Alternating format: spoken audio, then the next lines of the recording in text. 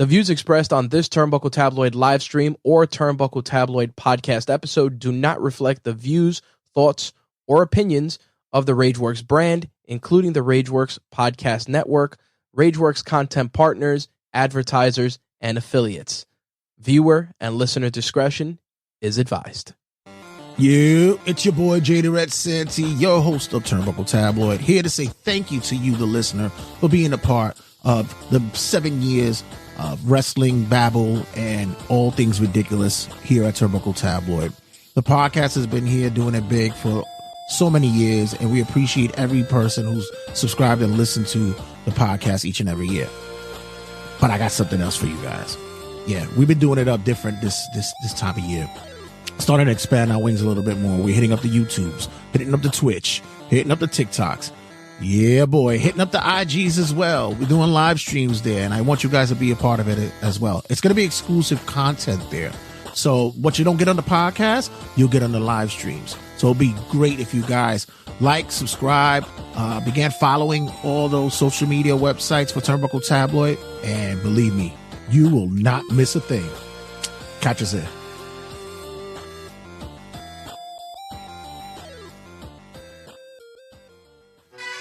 Hello everybody, it's me, Drew McIntyre, the Scottish psychopath, and I'm telling every one of you to get up, show me fight, and listen to Turnbuckle Tabloid before I claymore you in the face. Download, stream, and subscribe, and follow us on all social media outlets. Turnbuckle Tabloid, check it out.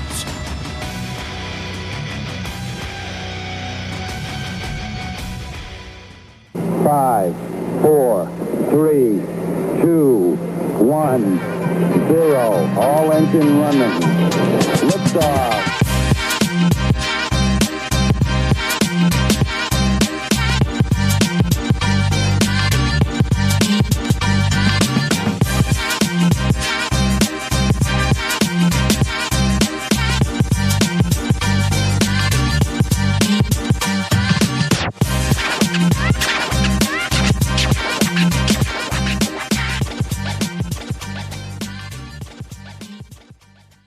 Ladies and gentlemen, the answer to your prayers is here. My name is Ariella Nix, and you are listening to the Turnbuckle Tabloid. It's Wrestling Rundown with Jay Santee. Live from New York, it's Turnbuckle Tabloid.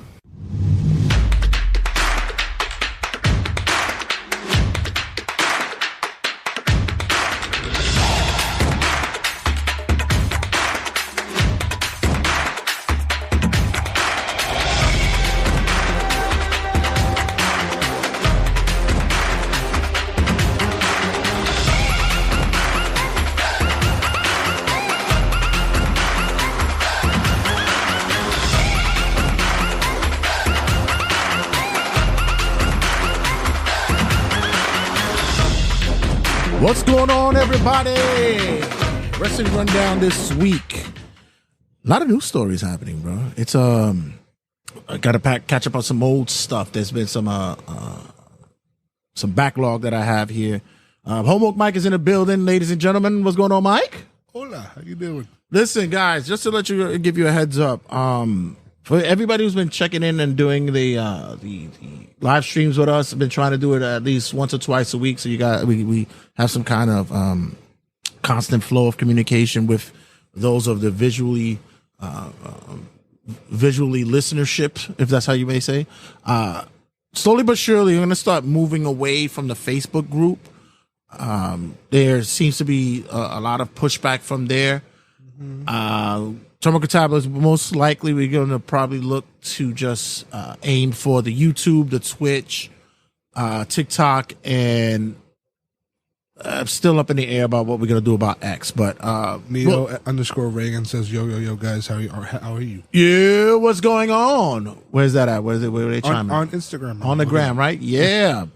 Instagram and at our new Twitter at TurnTabPod. Oh yes, the TurnTabPod, ladies and gentlemen. It's 76 degrees in New York City, and we all know that sweaty Santee is not a happy Santee. So let's got my water.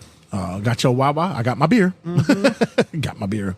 So, so Wrestling Rundown, ladies and gentlemen. As always, I'm the Norm McDonald of this segment, and this is your Wrestling Rundown. Coming into the weekend news. So, this portion of the show is brought to you by... You have a sponsor? Shit. I can make up one if we want. I mean, if anybody wants to plug their shit, hit us up. Yeah, like I said, I'm a whore. I don't give a fuck. So, Jay Santee for Manscaping. Exactly. Somebody hit me up for a spot for their they have a shipping company, and I was like, you peoples, I'll look out for you as long as you let us use a promo code. And people get 10% or whatever. I know you said use people, but it sounded like you people. Use people. Yeah. You did a heel promo. Right. Like, you people. So, congratulations to Ruby Soho and Angelo Parker for getting married. They're part of the club of people who'll be divorced in 10 years. But did I say that? You're just jaded. Of course, the couple is expecting a child. First soon, child. So congratulations to them. And did you see the pictures from the reception where Tony Storm was blacked out? Really? To fit her gimmick? It's the other thing. I saw Johnny Hungy was there. Johnny Silver was there. And I'm going, oh, great. You're at a wedding. Where the fuck else are you at? What the hell happened to the Dark Order? Like, you know what's amazing is that there's still a fucking thing. You know what? True. And you know what? When you go on their roster page, and this is not to be disrespectful to the dead, but Brody Lee's still on the roster page and his son. True. True. Yeah. Even though he went to WWE not too long ago. He's a defector. He's a defector. Him and Ricky Starks were in the building. Him Dustin and -1. Speaking of Cody, Cody discussed that there's a possibility that he may be looking into a manager. Arn Anderson will be available soon. Yeah, his contract is up. So he is a free agent now as we're doing this. So. Interesting. Can't wait for the first WWE promo where it goes, if anyone tries to mess with my man Cody, they'll shoot you.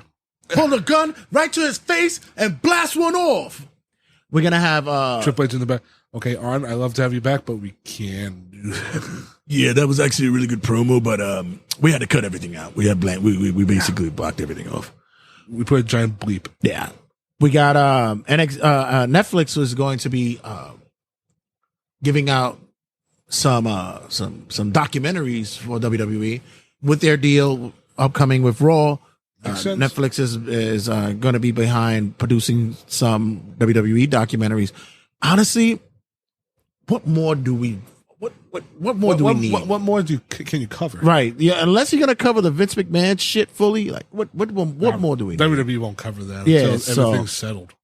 Right. So I'm not really too. I mean, look at The Rock. Him and Vice are doing what happened to WCW. I mean, the amount of documentaries we've seen on WCW in the fall of it. Right. I mean, shit. How many more? I mean, we're getting different retrospective on people that are actually in WCW. Yeah, it's already like all over the place with it. We just so many. You got A&E giving out freaking documentaries. You got YouTube do their own fucking documentaries. It's everywhere. Peacock has their own. Even Dark Side of the Ring. Like what? Like right. People sometimes say like there's nothing else to cover. Meanwhile, there really is. Like, they pulled out a couple of ones. I was like, oh shit, I forgot about that. Like the Sensational Sherry story, how dark it was. Chris Adams, I was like, oh shit. The Sandman. Sandman wasn't dark. It was just Sandman being Sandman. Like I didn't find it. There's a theme for these episodes. Either they talk about alcohol, drugs, steroids, death. I remember I went into the ring and everybody was talking about they prefer me to be drunk while I'm wrestling rather than be sober because I work better drunk. If they went in the ring with me sober, they knew they was going to be having a hard night. Like, that's great hack. It's always good to know that you need to be stone cold fucking drunk to be in a match with you. Yeah, apparently. And then you have those weird episodes like Bash at the Beach 2000. Yeah, that I haven't seen yet. I gotta watch. I'm on there to catch up. Yeah, that's old, brother. Yeah, I haven't seen it. Yeah, you know what? You know why? Because I catch a lot of my Dark Side of the Rings on YouTube. So whatever comes up on there, whoever's bootlegging it, I watch it up there. What do you mean bootleg? You mean watch? actual copies of it, right? Well, you're not supposed to watch it on YouTube. You're supposed to go to Vice. That's what it is. We all know that Julia suffered an injury not too long ago, but it seems as though that she may be on pace to return by NXT Heatwave. Your thoughts? I mean, it's expected. As far as she is very talented. If you've seen a lot of her stuff, she is. To be honest with you, the only way I know of her talent is that I use her as the creator character for the. Is she in your universe mode? Yes, she is. Okay. And she's my created character for the My Rise for the female side. Oh, really? Yeah, I used her. Which, by the way, weird story. That took a weird turn with the whole movie and all that going into the movies and such. You found that one weird besides the demon shit? I haven't done that. Oh my god. Yeah, I haven't done that. Come on. So baby steps. Hey, look, man. I've been playing with my new toy, guy. If you guys are watching on the live stream, I'm playing with I've been hooking up my Steam Deck. It's fucking awesome, man. I had to reload this like 3 times already because I made boo-boos and it wasn't playing. Listen, the other day I put maybe about 60 Xbox 360 games on there, right? Yeah, you went a little overboard? Yeah, I slightly. There's a lot of 360 games that I actually have on the original copies, and I'm loading them up, and after a while, I go to play them, and it wasn't running, and I said, "Holy shit!" I think while in transfer, I think I clicked on something and deleted it. I said, "Fuck!" So I had to master reset the whole. Yo, Dave, what's good? Green Eyes, it's my boy, Dave. What's going on, baby? I had to master reset the whole spiel.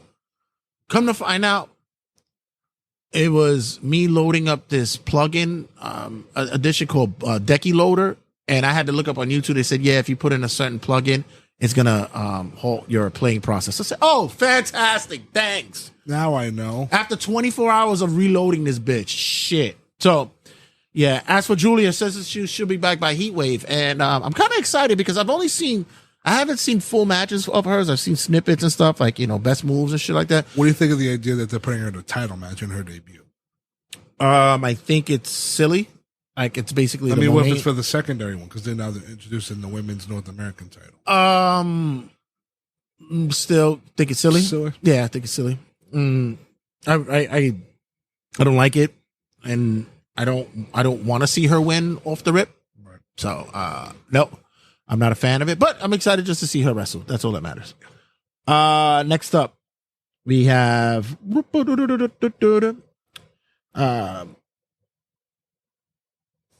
don't care about that. Cody wishes that Shawn Spears was in the ring on WrestleMania. I don't even know why I put that down. Who gives a shit? Who gives a fuck? We had some wrestlers who passed away not too long ago. John Bad Bones Kroger, was with in TNA at one time. Do you know who he is? Yeah, he wrestled for WCPW. Right. He was an overseas guy. Mm-hmm. Fairly young too, if I recall. I think he was in his 40s. He just turned 40, something like that. And he had just recently announced that he was going to retire soon. So that sucks. Yeah, that is. That's like, I know people at work who retire and then like within 6 months they're dead because they all they knew was work. It's crazy. What's going on, my peoples? Someone loves me always. Well, loves you too, Mike, on TikTok. Thank you. Someone writes to me, you do know wrestling isn't real, right? Get the fuck. No. Wrestling isn't real. I thought it was a sport.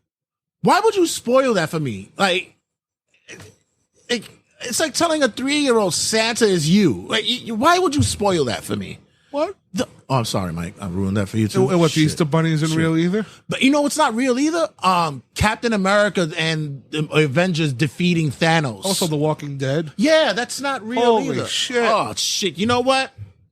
You're right. You know what? That's it, guys. End the show. That's it. 5, 4, We're done. 3, Bye, everybody. 2, Wrestling isn't real. 1, 0. Apparently, All engine the running. genies in TikTok told me that wrestling isn't real.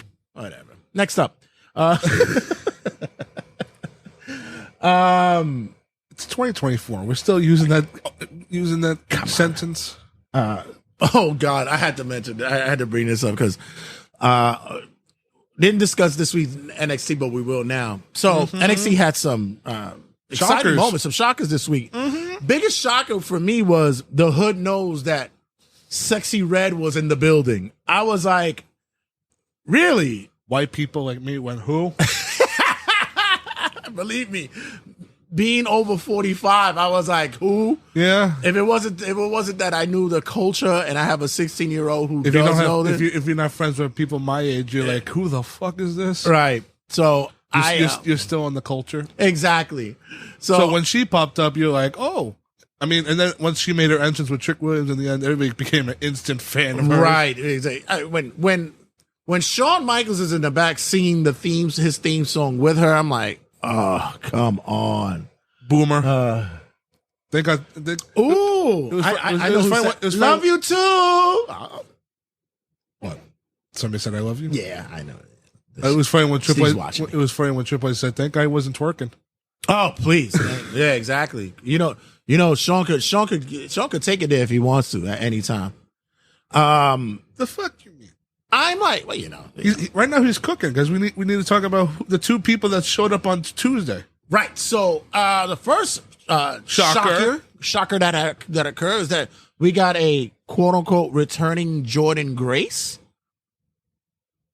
Well, returning because Technically, yeah, because she was in the Rumble. she was in the Rumble, so She was revealed to be Roxanne Perez's challenger for the NXT Battleground show, which Right. was June 9th. okay. And the best part about that was that Roxanne did not know about that till Jordan walked out. Right. They kept it in the dark for the last couple of weeks, and Roxanne kept asking, like, who the fuck is it? Who, like, not who the fuck, like, who am I facing? Like, what's going on?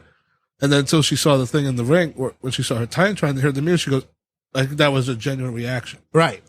And I said the same where I was like, oh. Interesting. Used to be a big Jordan fan. I was a big girl Jordan fan. I like when Jordan was thick things, when she was thick mama pump. I was a big fan of her. When she got toned up and got a little bit arrogant and shit. Her voice got deep. I mean, not even a deep thing. That's sexy. I mean, listen, What? Who she said that? did a complete 180. Let's be real here. My boy Green Eye said, he goes, what? Wrestling isn't real? Nah. Shaking my head. Who's out there killing dreams? Of course we know it's not. It's scripted and predetermined. It's ain't 81, bro. It's like the people last night that said, oh, the Timberwolves got screwed. I mean, come on, guys. Like, listen, honestly. Just as you sit There's there. a conspiracy against Trump. Just like you people sit there and have. You must have a whole. If you're still on this conversation where wrestling isn't real and such, it's like, okay, fine. Then you must go through your whole life just talking about real shit. Exactly. Because I got a news for you guys. Politics isn't real either. Meanwhile, the real shit they're talking about, there's aliens on the moon. Oh yeah, exactly. Watching us like fucking like They live among us. yeah, we're their pets. We're their ant farm. So any case, so we get that We got announcement, Jordan Grace, yeah. which And was cool. And then at the end of the show, we get a surprise debut. lights go out. Trick Williams and Last Legend in the ring. The crowd's going nuts for somebody that's in the ring. That person attacks Trick. They get up. It's all ego. Ethan Page. I had said For the longest time, he should be in NXT. I did. I've been saying that for the longest. Also, I had heard in the crowd people going, "Who are you?" And then other people like, "Shut up, Ethan Page, Ethan Page." Yeah. I love when commentary says, "Wasn't he just on A?" All right, hold on. The best was when Jordan Grace came out and Vic goes, "You're about to be." Like, hold on.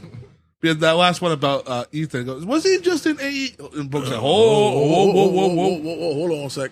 So I love when people were generous too about AEW original. So did you hear? Did you hear what was all the precautionary measures that was taken?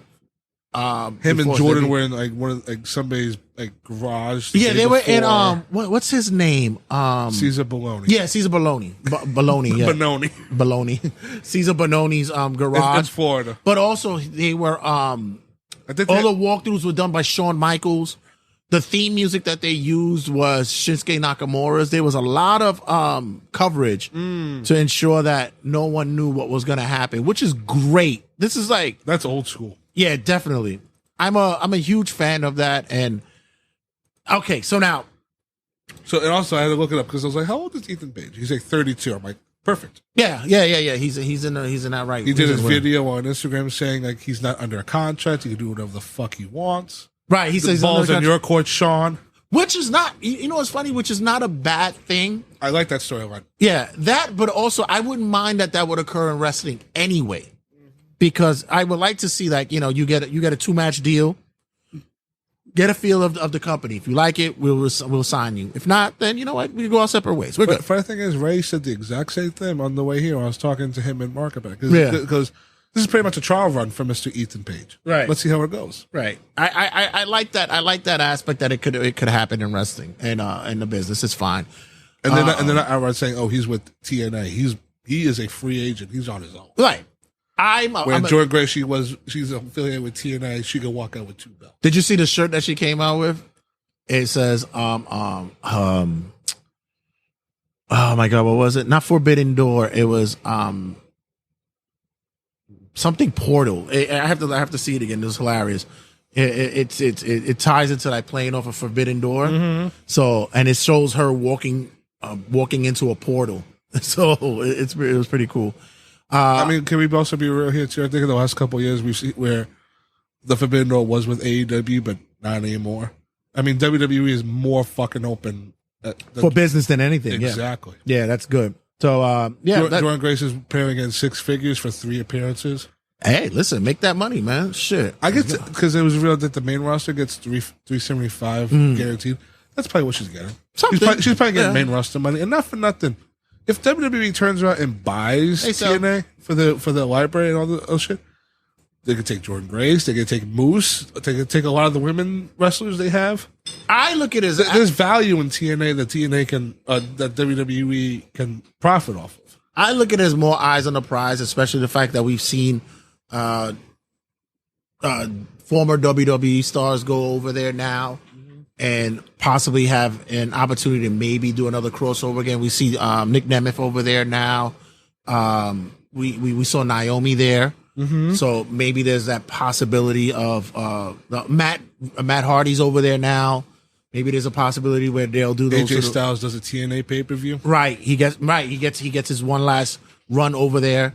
I think it's a benefactor for both parties. Exactly. And it needs to elevate TNA as well. I think it helps in helping to bring greater eyes to that product. They would be stupid not to do this. Right. But I'll go into that because I heard the AEW cultist already throwing shade at this, but I'll get to that. I mean, remember when AEW worked with TNA? That only helped one motherfucker. Hey, we'll get to that in a second. But in any case, The Bump. Do you watch The Bump on I've heard it. Yeah, I've watched clips around about it. The Bump, they're going to be on hiatus. Apparently they're moving to the new headquarters in Stanford. Really? So they haven't done that yet? No. So they are they still moving shit from the old building to the new one? Yeah, it's a big building. It's a huge building. I saw people who drove past it and actually stopped there. It's a nicer building.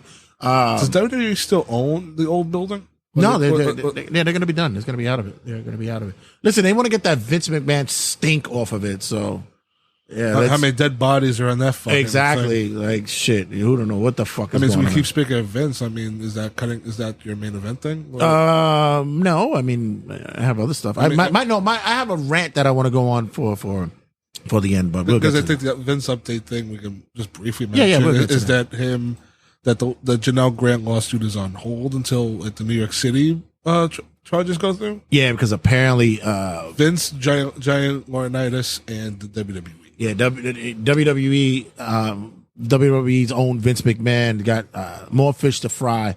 Besides this lawsuit that's going on with Janelle Grant, so there's more to come with that.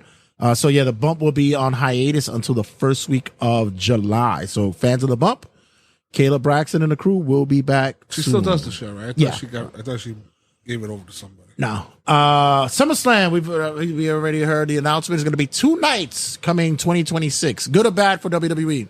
Good. More money, honestly. And let's be real here. Last year, we heard that like Becky and Trish were pissed that they missed that they were in both for SummerSlam. Right. if you do 2 nights, more opportunities for your big stars and your big matches to do. Right. Just when they start doing 2 nights of Royal Rumble, War Games, Survivor Series, Money in the Bank, maybe not Money in the Bank, but like those big shows, like don't be surprised. Yeah. Speaking of that, WWE and UFC, it seems to be on the come up to putting the schedules together when it comes to their pay-per-views and their PLEs. Dana White recently mentioned, I don't know if he was talking out of pocket or whether or not he should have said anything, but they were talking that it's going to be a weekend event of UFC TKO events. Yeah, TKO events. The slap fighting on Friday. Combat sports. The TKO slap fighting on Fridays, UFC on Saturdays, and WWE back to Sundays. I'm not a fan of this. Yeah.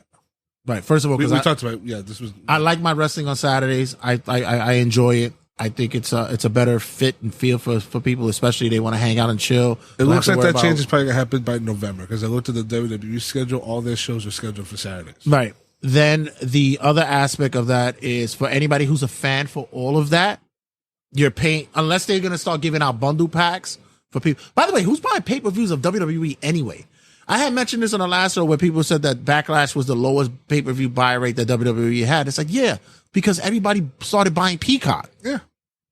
I said, do your research. I already see people, you know who you are because I saw who posted it. They were like, oh, WWE's on the decline. Look what they're doing with their pay-per-views. I said, do your research. Look at the articles. Once The Rock came back, the people Peacock started subscriptions went up. It went they were like at 300 plus. Like, dude, like do your fucking research. Who's still that was always the story when it came to the network too, that the subscriptions would go up by Mania and then after Mania would have the decline. Right. Who the hell? It's the same story. Nothing changes, people. Who the hell wants to pay $60 a pay-per-view when you could pay $10 a month? Yeah, you must be crazy. That's insane. Unless you're a bar that do the bundle for pay-per-views, that's fine. Right. Next up. Winners of the King of Ring get a title shot. We just saw who our winners were. Were you happy with your winners? Absolutely. Yeah. It's funny too because we see how like Gunther has won his crown. He ain't putting that shit on his head. Yeah, he'll carry it. Nia Jax, I'm telling you, Nia Jax is fine having the crown on. He should wear that shit around his neck, like I'm telling you, like he balling and shit, like he like hang out with Rick Ross or something. Nah, I heard he live in Bushwick, so he can't walk around like that. Did you hear that they already trademarked the King Ring General, the King of the Ring General? That fits him. I liked his. It beats the King General. It's like you give him two dictator titles. Sounds like a reggaeton singer, the King General. Like, I like this promo. I mean, they haven't changed his name to King Gunther, and I don't think they're changing Nia Jax's to Queen Nia Jax. So I like this. I like this promo this past Monday. Mm-hmm. I love the interaction with Drew McIntyre, Damian Priest. Damian is three big boys. Yeah, Damian is holding his own in there. He's holding his own. I'm also loving that everybody's attacking the fact that the real leader of Judgment Day is not there. Everybody's going after Rhea. That's true, though. Yeah, so I think that's a cool thing. I still think we're getting a Damian Priest babyface, despite him being somewhat of a dick. But right, it's a babyface turn from this. Oh no, it's coming. It's definitely coming. I just want to mention because we talked about this that AEW is doing the Owen Cup thing again, and the prize is a world title shot at their big All In show. Oh, really? Speaking of which, thank you for segueing into that because they just this past week was I believe it was the 25th anniversary of his passing. Yes, and was it 25th? Yeah, the 25th anniversary of his passing, and there was news stories saying that in actuality there was supposed to be someone else that was going to be attached with Owen on his descent from the rafters. Stories say that Max Mini, the little person wrestler, was supposed to be a sidekick, and he too was supposed to be tapped. But so they could kill 1.5 people. Thank you, everybody. Drinks are free for the rest of the night. Thank you. Make sure you tip your waitresses at the end of the door. There you go. Thank you, Vince Russo. Yeah, no. Yeah, so scraps were played. Yeah, scraps was strapped. Plans were scrapped after that. Can you imagine? Yeah. Because Max May would have been on his fucking chest, and oh my god. The only thing that I would have figured is that Owen, being Owen, would have probably been able to, like, he would have saved him first. Oh, absolutely. Yeah, man, it's been crazy that they've been. I've been hearing a lot of stories of Owen, the past couple of weeks, and with all this happening. I believe it was D'Lo Brown who told the story about Owen. They were in a match, they were wrestling, and D'Lo was nervous about the match going in with him, and he was a little bit stiff with Owen. So rather than Owen telling him something, he'll tell him, he'll grapple him up and he'll go, "Hey, your shoelace is untied." And he'll go, "Oh shit." You get a spot, he'll go fix his shoelace. He'll grapple, he goes, "Yo, this shoelace is untied." And he's like, "What the hell?" He goes, Such a fucking trickster. and he goes, "Boom." And then finally, and he goes, "Hey, both your shoelaces are untied." He goes, "What the hell? The hell is this going on If here?" that bullshit did not happen And then in Owen- 1999, the matches we could have seen, he could have been a trainer at the PC. Right He'd have been fantastic anywhere he went. He And just honestly, alone. between me and you, I don't think they would have anything. I don't think they would have been anyone called Jericho. Really? I believe so. I don't think Jericho would have even existed. That's my hot take on it. We could discuss that. That's a real hot take. Honestly, I believe there wouldn't be no such thing as a Jericho because There's more of a Kurt Angle than Jericho. on The way Angle's- the WWF was structured then. yeah, but Angle's a different beast. Right. But with Jericho, no, I don't think it would have happened. But that being said, there was one more story where they were talking about how Owen was such a pain in the ass that he could always get Bret Hart. He'll get him heated, and every time he could do it, he'll tell him is like, "You know, I was always better than you, and I'm always going to be better than you, so it doesn't matter." And Bret would just like shut down and just be angry the whole time. Because those hearts took wrestling seriously. Oh yeah, they did. But he was a lovable guy. That's Yeah. that's all it is. He was a family man too. Yeah. In the dark side, they said once his career was over, he was ready to step down and be a father. So Mark Henry's leaving AEW. Arn Anderson, we mentioned, is leaving AEW. Jake Hager just finished off his time with AEW. See a lot of guys walking out these doors, man. Remember, this was the place where you could get that money. And looks as though like, Can we be real here though? Sure. What the fuck was Jake Hager really doing? what the fuck is any of them doing, honestly? Mark Henry has been seen more on Busted Open than fucking AEW. Lambasting them. He's going on Busted Open and he's just talking trash about them. Like, Yeah. I mean, he's not Tony wrong. Khan said at the press, he goes like, I have a good relationship with them, but it's up to them. Because it's like when you're bringing in Mark Henry and he's retired, you're not gonna have him in the ring, Right. I mean, options are manager or commentary. They tried commentary, he did all right, Yeah. but that's not really his role. Manager, I don't know. He could have been something. He could have been a mentor for Hobbs, but they didn't. Right. They fuck up Hobbs regardless. When putting him with Henry wouldn't help. It's always helpful when you got guys like him who work big and you get big guys. Right. And I know WWE don't really have that many big guys anymore in the business. And whoever's there now, Paul White's still fucking there. right? But It's gonna be interesting when his contract's up. Yeah. If he resigns. But for him to like Henry doesn't need. He's not broke. Like any of these guys He's got walking out. He's got a gig. He's got Busted Open. He Yeah. has nothing else to do. He's not broke, and plus, I think there's a lot of a little bit better relationship between Busted Open and WWE these days. You see Bully's on there; he's a little bit more favorable with the company. Won't be surprised to see Mark Henry back in WWE soon, as like a one-off. Yeah, maybe something fun to do. And when he comes back, it's not going to be an embarrassing segment where he gets like belittled by Randy Orton, Yeah, on that was the thing too. When him and Big Show left, those were the biggest gripes. He was like we put blood, sweat, and tears for Vince, and he puts us on TV, and we can just get belittled. Like, Right. Like fucking enough. Yeah, I'm and he's been through a lot, especially when it comes to Vince's jokes. Hey, he was part of the whole fucking Mae Young shit. It's like he's been through. Remember the when when in 2006 they tried to get a nickname over for Mark Henry, right? the Silverback. Mark Henry goes, "You do know what you're referring to me as, Yeah, right?" it's like And Vince is like, "Yeah, what's your problem with it?" Okay, all right.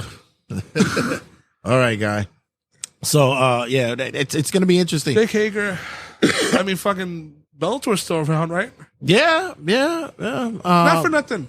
If Jake Hager wants to make a big name for himself, do the fucking celebrity boxing thing. Have him fight Jake Paul. But I can see him in TNA too. He could be fun in TNA over there. Yeah, I can see him over there. I don't think he was ever a Triple H guy, so I doubt it. Mate, you know what? Triple H has brought in a lot of people, so wouldn't be shocked to see Jack Swagger make a random one-off appearance. So with that, speaking of leaving and possibilities, we're about to talk about the other side of the fence. Yeah, I have two over here. Well, actually three. More. Well, I have. Which ones do you have? So the question marks before we go to the legitimate ones. The question ones that we have is respect the craft. What's going on, my boy? Yeah, Get better, man. Let's go. Hope you're feeling better, man. Hope everything's going well with you. Give some love and some shout outs to our boy Ray over there at Respect the Craft, man. Big ups to him, man. He's going through a little ailment right now, but as always, the boy bounces back. He does his thing, and we'll be seeing him and chopping it up with him real soon, man. Showing love to the boy. Can I give a plug for him? Hell no. Fuck that. Just because he's in the hospital? Hell no. Nah, of course. Go ahead. Yeah, definitely. Check out Tuesday on Respect the Craft YouTube channel. He will be having Leo Rush on. Should be a great conversation. Yes. We had him here on the show as well, and I know Ray's going to do even better than we did here. So shout out to Ray, man. That'll be on Tuesday at 7 p.m. Yes, sir. Stay tuned for that. Yes, sir. With the Black Heart, Leo Rush, the man of the hour. Make sure you check out. Are you sure that's a nickname he confirms to himself? Yeah, now he's the Black Heart. Yeah. All right, Vince. Yeah. So, nah, you didn't see the new gimmick that he got? Oh, he does. I see a lot of gimmicks he's doing. Right? He's the paint and all that stuff. Which, by the way, I want to talk about him as well when he showed up in AEW. But the two question marks that I'm talking about, that's up in the air right now. There are talks that Ricochet may be leaving WWE at the end of his contract coming in July. And also, Saraya may not be happy with her handling and position in AEW, and it looks like she may want to be out as well. Your thoughts? Ricochet, very talented dude, but when you look at the landscape of WWE, it's really nothing much for him. Honestly, we gotta keep Samantha Irvin. We gotta keep her. She's priority number one. I say that half jokingly, but the thing with Ricochet too is that I could see him going to TNA, AEW. When his contract is up, I could honestly see it because Ospreay has made comments to the fact like this dude his potential is not like brought out yet. So, if AEW brings him in, they're gonna do Ricochet and Ospreay out their ass. I think it's tough because he's such a talented guy. Right now, Ricochet is the face of the speed thing they're doing on Twitter. Right, he has the belt, but he's such a talented guy. But at the same time, it's like Cornette says, Nash says, Bischoff says. It's all about the big guys still. No, not even that. If you can't talk and you can't bring him into the building, true, that talent goes by the wayside, though. I will say his promos are not the best. I mean, right now on Raw, what's he really? He's doing a pseudo heel thing, and he's being attacked. He's getting killed by Braun Breaker. Right. He's being used to get Braun over. Which, by the way, fucking. The spear. 2 years ago, we talked about Braun, and we was like, how green as goose shit he was. Mm-hmm. How green as fucking Kermit Frog's asshole he was. Now, I said that. I did. I remember that. How green as Miss Piggy's tongue is. I said that too. But at the same time, we see him now. Oof. Man. The ring fucking shakes when he runs the ropes. Oof. The speed this dude has. It's funny with the video going around with him like sneaking up to try and get ready for a spot. Yeah. And then once it's go, fuck like a bullet bill. The power of his uncle and the fucking ring awareness of his pops. It's just and he can cut a promo. Better than both. That's insane. Both, right? I mean, when you have both the promo abilities combined, you get a good promo. Better than both. In the son and nephew. Yeah. He's a future world champion. But back to Ricochet, yeah, it's at the end of the summer, right? So yeah, I think that. I mean, I could see him resign, but it's also too. I could definitely see him try the TNA AEW route. I can see him do like the Mustafa Ali thing. Yeah, I could see that. I think with him, like I said, there is such an upswing with him, but there's other talents out there, right?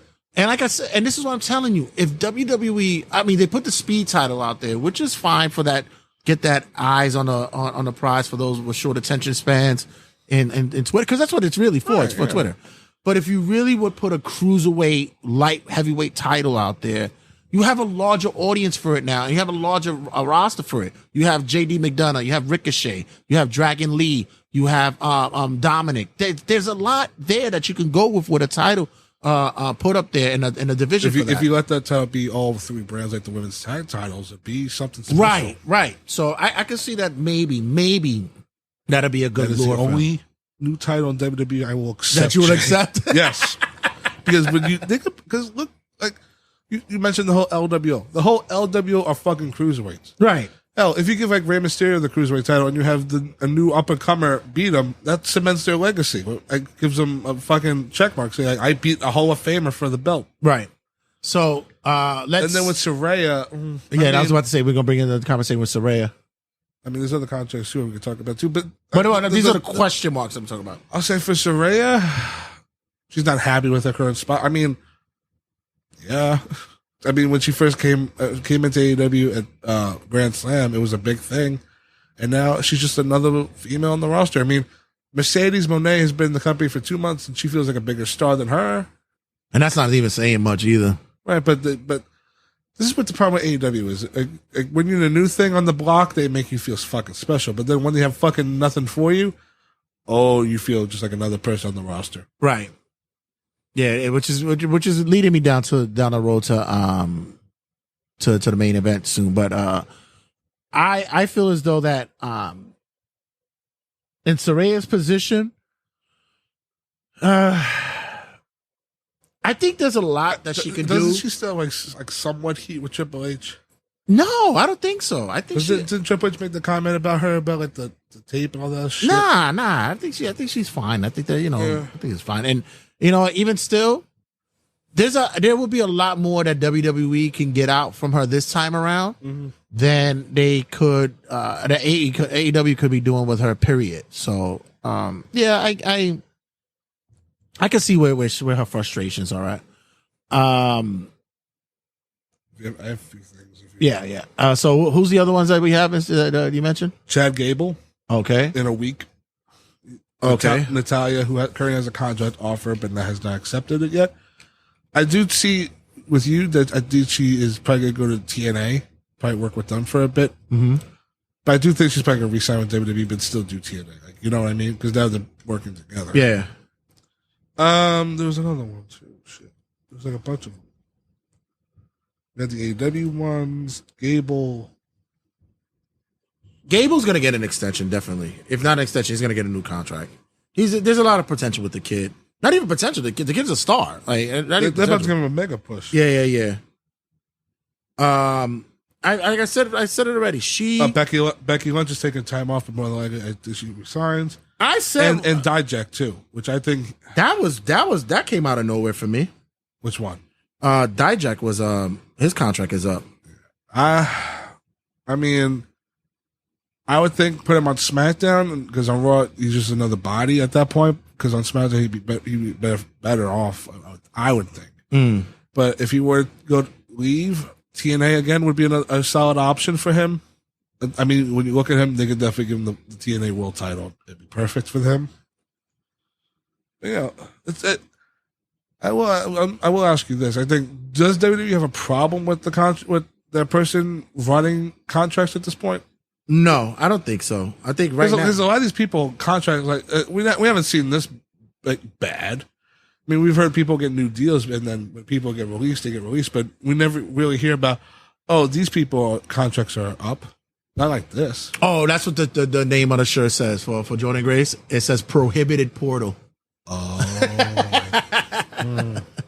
I think they used to have that problem before when they found that the contracts would lapse. Not like this though. They're not lapsing. And I also believe that they're actually allowing this, not allowing it, but to have the news leak occur just so that people can have that thoughts and speculations and stuff to have it going on. Becky's going to resign. She's going to come back. Like I mentioned earlier. I think Seth resigned, Drew resigned. Well, yeah. I think what it is that it's a more family-friendly promotion now. The company's a little bit more understanding. She could go home, be a mother, chill out for a little bit, raise her daughter for a little while, and then when Come by SummerSlam, make your big return. Not even if she wants to be out a year, it's fine. They're mega stars. They have multi-millions. They're good. Yeah, but right now, I only say that because Rhea's still out. Until she comes back, then Becky can take. Rhea's longer. not going to be out for long. Her injury is not out. That's what I'm saying. But like saying by SummerSlam, if you want to do like a double return for like Liv and be like, oh shit, like shit's hitting the fan for Liv. That's the story you can do with Rhea and Becky. You still have wrestlers on that roster that you could big up. Still, you're still working on Jordan Grace. You still got Bianca that's there. Jade. You still have Jade. You have Tiffany. Naomi's there. They'll be fine if Becky sits out for a little bit. Charlotte is making her way back soon. They'll be fine. Bailey's still their champ. Naomi. Nia Jax. Lyra's still on the up and coming. Lyra's on the upswing. Io might be turning face, whatever she's doing. What's the other girl? The one that got that Kiana James. Yeah, look at her. She hasn't debuted. She might be doing something with they're teasing her trying to be like Adam Pearce's like secretary, or something. All that, you know. Sonya Deville just came back. Sonya just came back. So if Becky goes, it's okay. You still have a lot to play with there. As for anyone else right now, it's I think they see right now. I think that's why Drew was like, yeah, fuck this. I'm not going anywhere. Why? It looks shaky in other places. When TNA looks like the most stable place for someone to sign than AEW, that says a lot. Anything else you have on the card? I have Will Ospreay doing an interview saying that he wants Tony Khan to hire Scott D'Amore to run Ring of Honor. To run Ring of Honor, he should run AEW. What the fuck? He should run the whole fucking spiel. Yeah, I mean, it's something we've been saying for months. Scott now, right? D'Amore is going to take a job and go, great, I'm going to go to a fucking promotion that was seen by X amount of people that's going to be seen by even less than X amount of people. Yeah, no thank you. We have Tegan Knox requesting to work NXT for a couple months. Smart move for her. She needs to get ring ready. She's been injury prone for the past couple of years, and that schedule in NXT works for her better anyway. So that's a and they do have a mid card title now. They're introducing, so they need so Tegan to work will around work it. there. We have from the AEW Media Scrum. After I think in my universe mode I have an NXT right now. Either way, so. AEW Media Scrum. Tony Khan revealed that he's thinking about bringing in women's tag titles. Oh God! And mixed tag team belts. I'm gonna get Attention, everybody. Keep Tony Khan away from any media scrums. Attention, please. Keep Tony Khan away from any media scrums. Thank you. Did you see when they had Renee Paquette basically run the whole thing? Oh, please. Coming up to the stage next, and like we're trying to do that type of thing now. Yeah, because he's slowly but surely. Look at his face. Everybody said, "What happened to the kid that came out with the haircut, with the glasses, was dressed nicely? What the fuck happened to him?" Coke. Yeah, allegedly. Drugs. Allegedly. Gotta have more drugs. What else we got? AEW Fight Forever is now part of June monthly games. Along with Streets of Rage 4 and SpongeBob SquarePants The Cosmic Shake. And the shit is everybody's going to fucking download SpongeBob more than they will download the AEW game. Yeah. I'm looking forward to the SpongeBob game. Another thing from the media scrum, Mercedes Moné said, a lot of times in wrestling, people think WWE is the only place, and I think tonight we showed the wrestling world that it's not the only place. AEW is where the best wrestle. That was from her comments at the media scrum. I'll get to that in a minute. All right. That's pretty. Oh, and the other thing I had too was that Edge now owns the copyright for the Brood. Yeah, that's where WWE lapses at. When you talked about contracts, that's not they lapse on their trademarks. Yeah, they lapse on their trademark. That's something that's crazy. Adam Copeland can make money off the Brood merch. Yeah, good luck with that. Meanwhile, the moron jumps off a cage and breaks his leg. Well, that's what you're gonna go to. We'll go to, and that's our main event, ladies and gentlemen. Let me just pause here because usually I'll drop a drop here. So wait. So this past week, we heard the announcement from Adam Copeland that he suffered a ruptured tibia injury from his match at Double or Nothing. Someone approved a ridiculous spot where he leapt from the top of the cage. Didn't even do a... He leaped. Leapt. Yeah. Didn't... Kind of like Sting used to do from the balcony. Stung. but rather than do an elbow drop and like land like on his side, he went like his legs landed first, right, and we said on the review, well, like we're waiting for the update for him to have a broken leg. Broken leg. Easily, I would have taken that he blew both his kneecaps out. Easily. Yeah, and he sold it after the match too. So. Right. So apparently he's out and dropped the title. Has to drop the title, and this opens up the door for other happenings. Forbidden door. Like, I saw what you did there. Multi-man ladder match for the belt now. Right. Are you going? No. Yeah, man. Which, by the way, I was recently on the LIRR. I've maybe written the LIRR maybe 3 times in my life. Wow. I was out there recently. Shout out to the boss, Rich. We were at their new studios, Press Record Studios. Video out soon of my experience over there, so you guys be ready for that. Mm-hmm. But yeah, had a nice ride over there. The UBS Arena is on that same route. Yeah. So it's not too bad. It's not too bad of a trip. Yeah.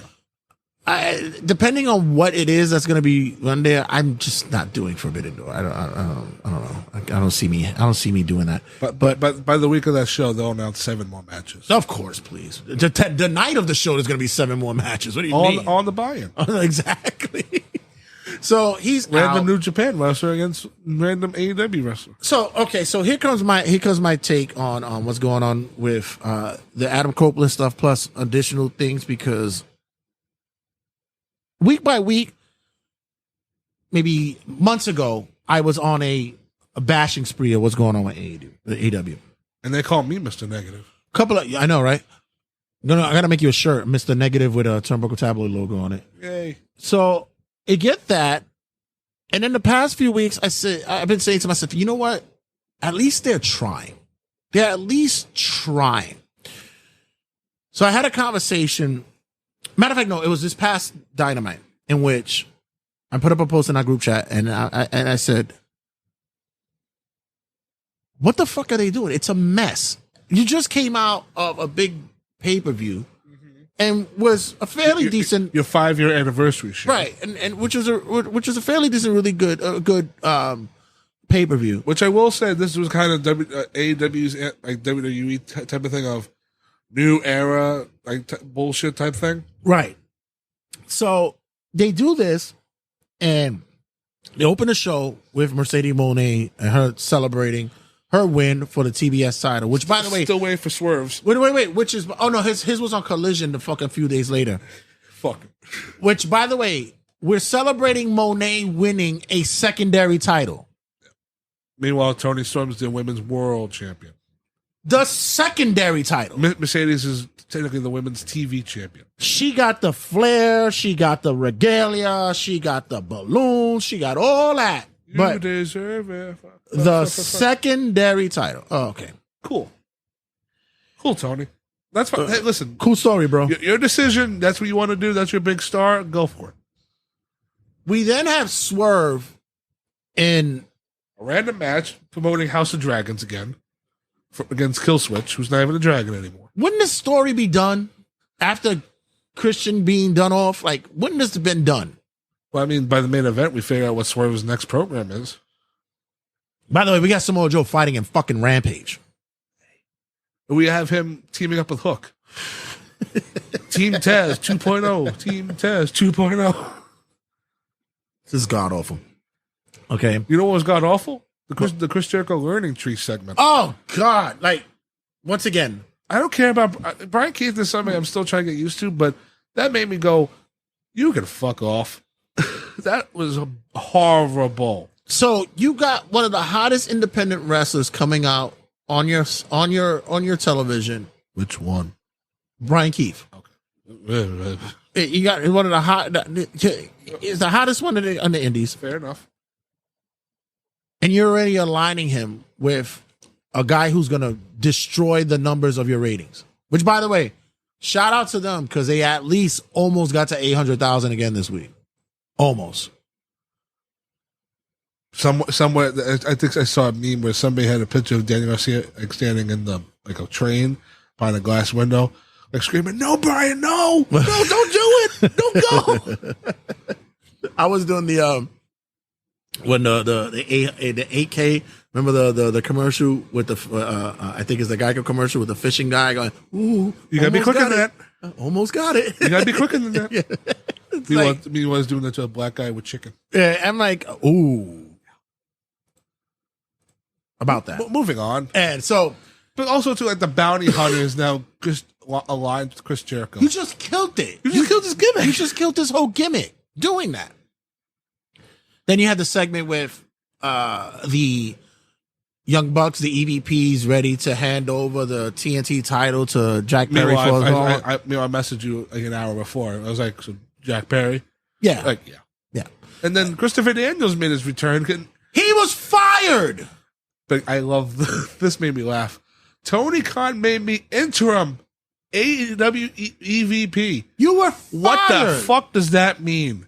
You can't just give him commissioner title? The general man. You were fired. I'm here to give you a message from Tony Khan because Tony Schiavone, we can't do that with him anymore. Meanwhile, in the first segment when Sky Blue attacked Mercedes Moné, they come back for break. I received word from Tony Khan that tonight's main event was supposed to be Mercedes Moné against Sky Blue. Oh, this is what I'm telling you. This is all over the place. And I like Christopher Daniels. I'm happy. I from watching from him in the TNA days. I'm happy to see him on my television. But you could have come up with a different title. You could have just said commissioner. No, apparently not.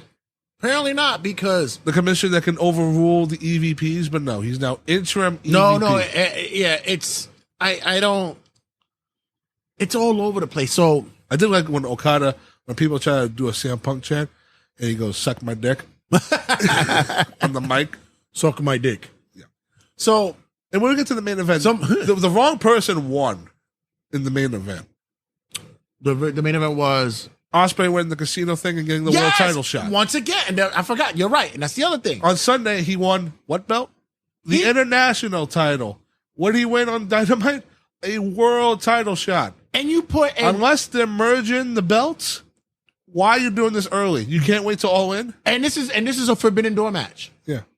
Jeff Cobb had mentioned and said that early on. He says, if it's Forbidden Door, give me a shot at your fucking thing. He said, "But you know what we're doing. You see what they're doing.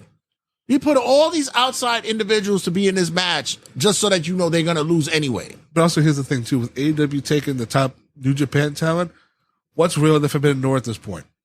Because all the New Japan talent are in AEW now. Your IWGP champion is an AEW on an AEW roster. You can't even do like a gimmick. You can't even do like a big gimmick thing for Swerve where like the odds are against him. Like, oh, so his challenges this month are, let's say Ospreay, let's say Jay White, let's say Okada. Like, give him a big stip.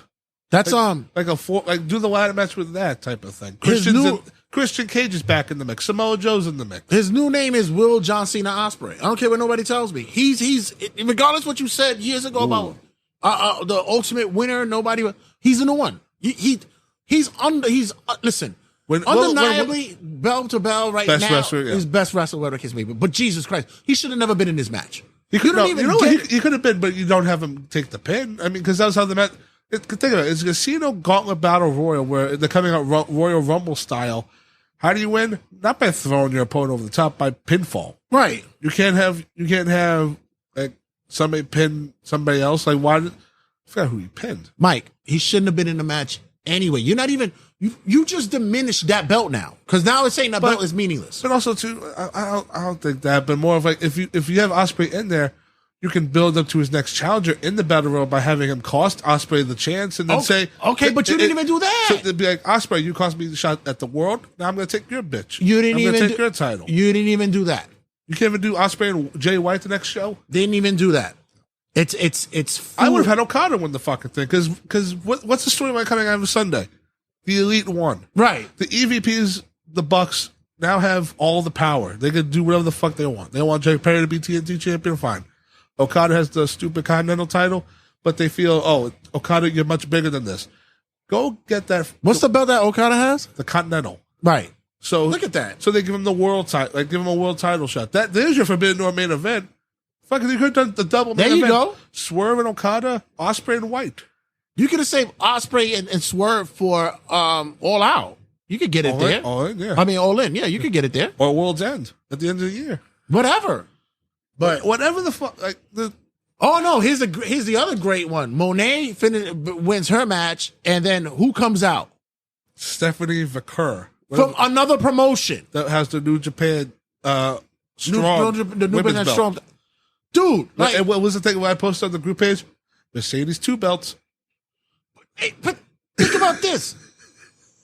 They Tony talk, Storm was on the show. She was like, "Oh, I'm in Vegas. I'm still here." that, and let's look at this. You got a whole women's roster. Statlander yet just turned we're- heel. Statlander's going to be feuding with Will. Fine. Tony Storm, who's her next challenger? God only knows. And Who's left? But we still have people from other companies coming to challenge for titles. And this is what I'm saying with an AEW. Thunder Rosa's going to wrestle the one of the chicks we saw at Hog. What, Sexy Star? No, the other one. Oh. I forgot her name. Manila, whatever the fuck Yeah. her name is. But AEW, Queen Manila. AEW fucking fanatics, they're cultists. We're talking about, well, look what NXT just did. Look what WWE did. They just brought Jordan Grace to face Roxanne Perez. Yeah. That's one thing they've ever done in like forever. But also, too, what are they also currently doing? Bringing in a second women's mid-card belt in which the whole roster is fighting for that. But once again, that's one thing that they do it every fucking show where they bring in a challenger from another fucking company. I wish they would stop it. Just stop bringing in outside people. You sign people, you give them the all elite graphic. Fucking use them. Just say whoever's out is out. Whoever's available, keep them there. Just say you have no faith in your roster. You don't have any faith. This in Ring your of Honor roster. thing is like every week I see these graphics for the TV shows. I want to cry. When was the last time you saw such and such as Ring of Honor? The Jimmy Jacobs thing. Jimmy Jacobs randomly came back on Ring of Honor and they gave him a whole pyro show. Isn't he like a producer or some shit? I don't know. And nothing against Jimmy Jacobs, but it's also too like you're wasting pyro on Ring of Honor. This is what I'm saying. It's and I guess who Jimmy Jacobs wrestled? Satnam Singh.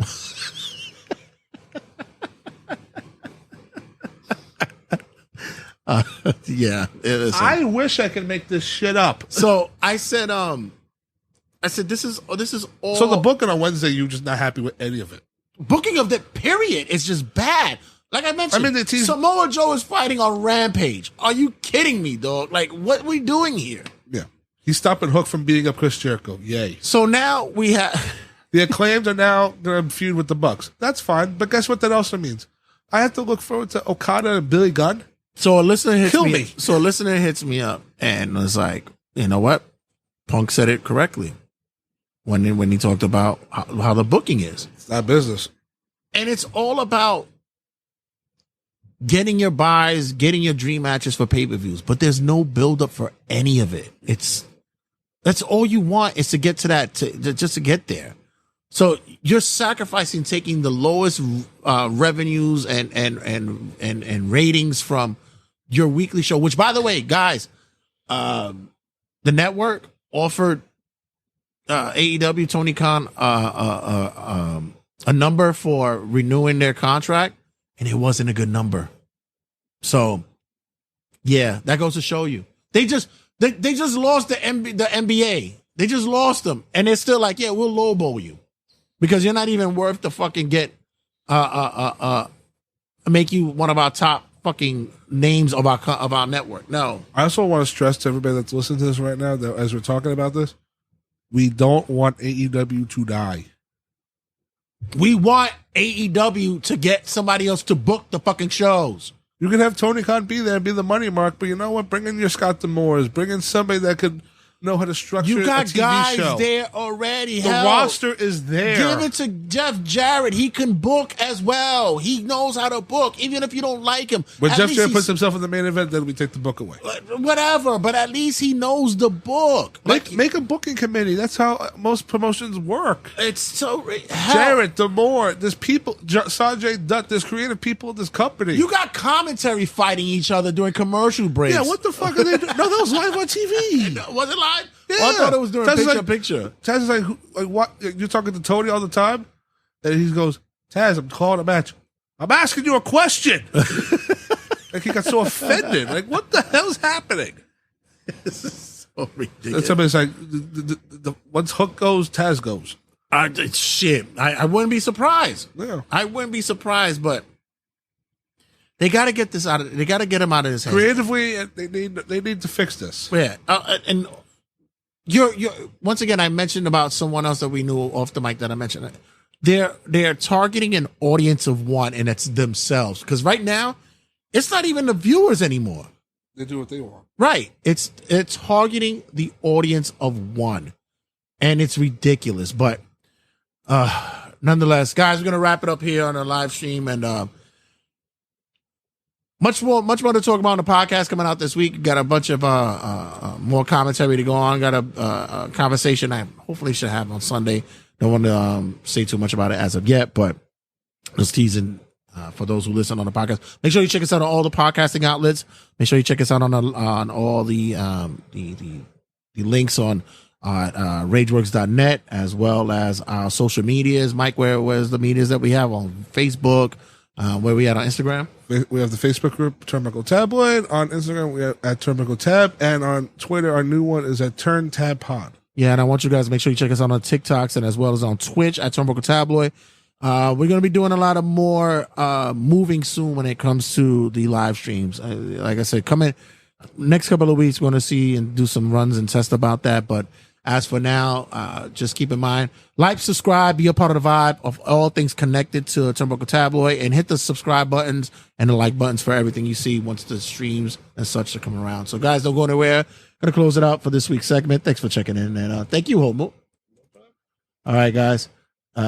See you guys in a second. And I always got to remind myself that on the live stream, do the outro because Mark always asks for it. Hey, Baba.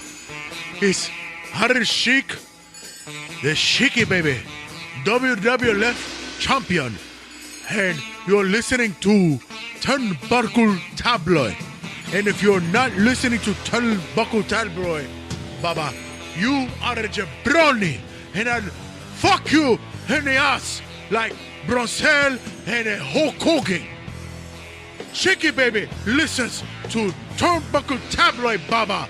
And you should listen to what Sheiky listen to.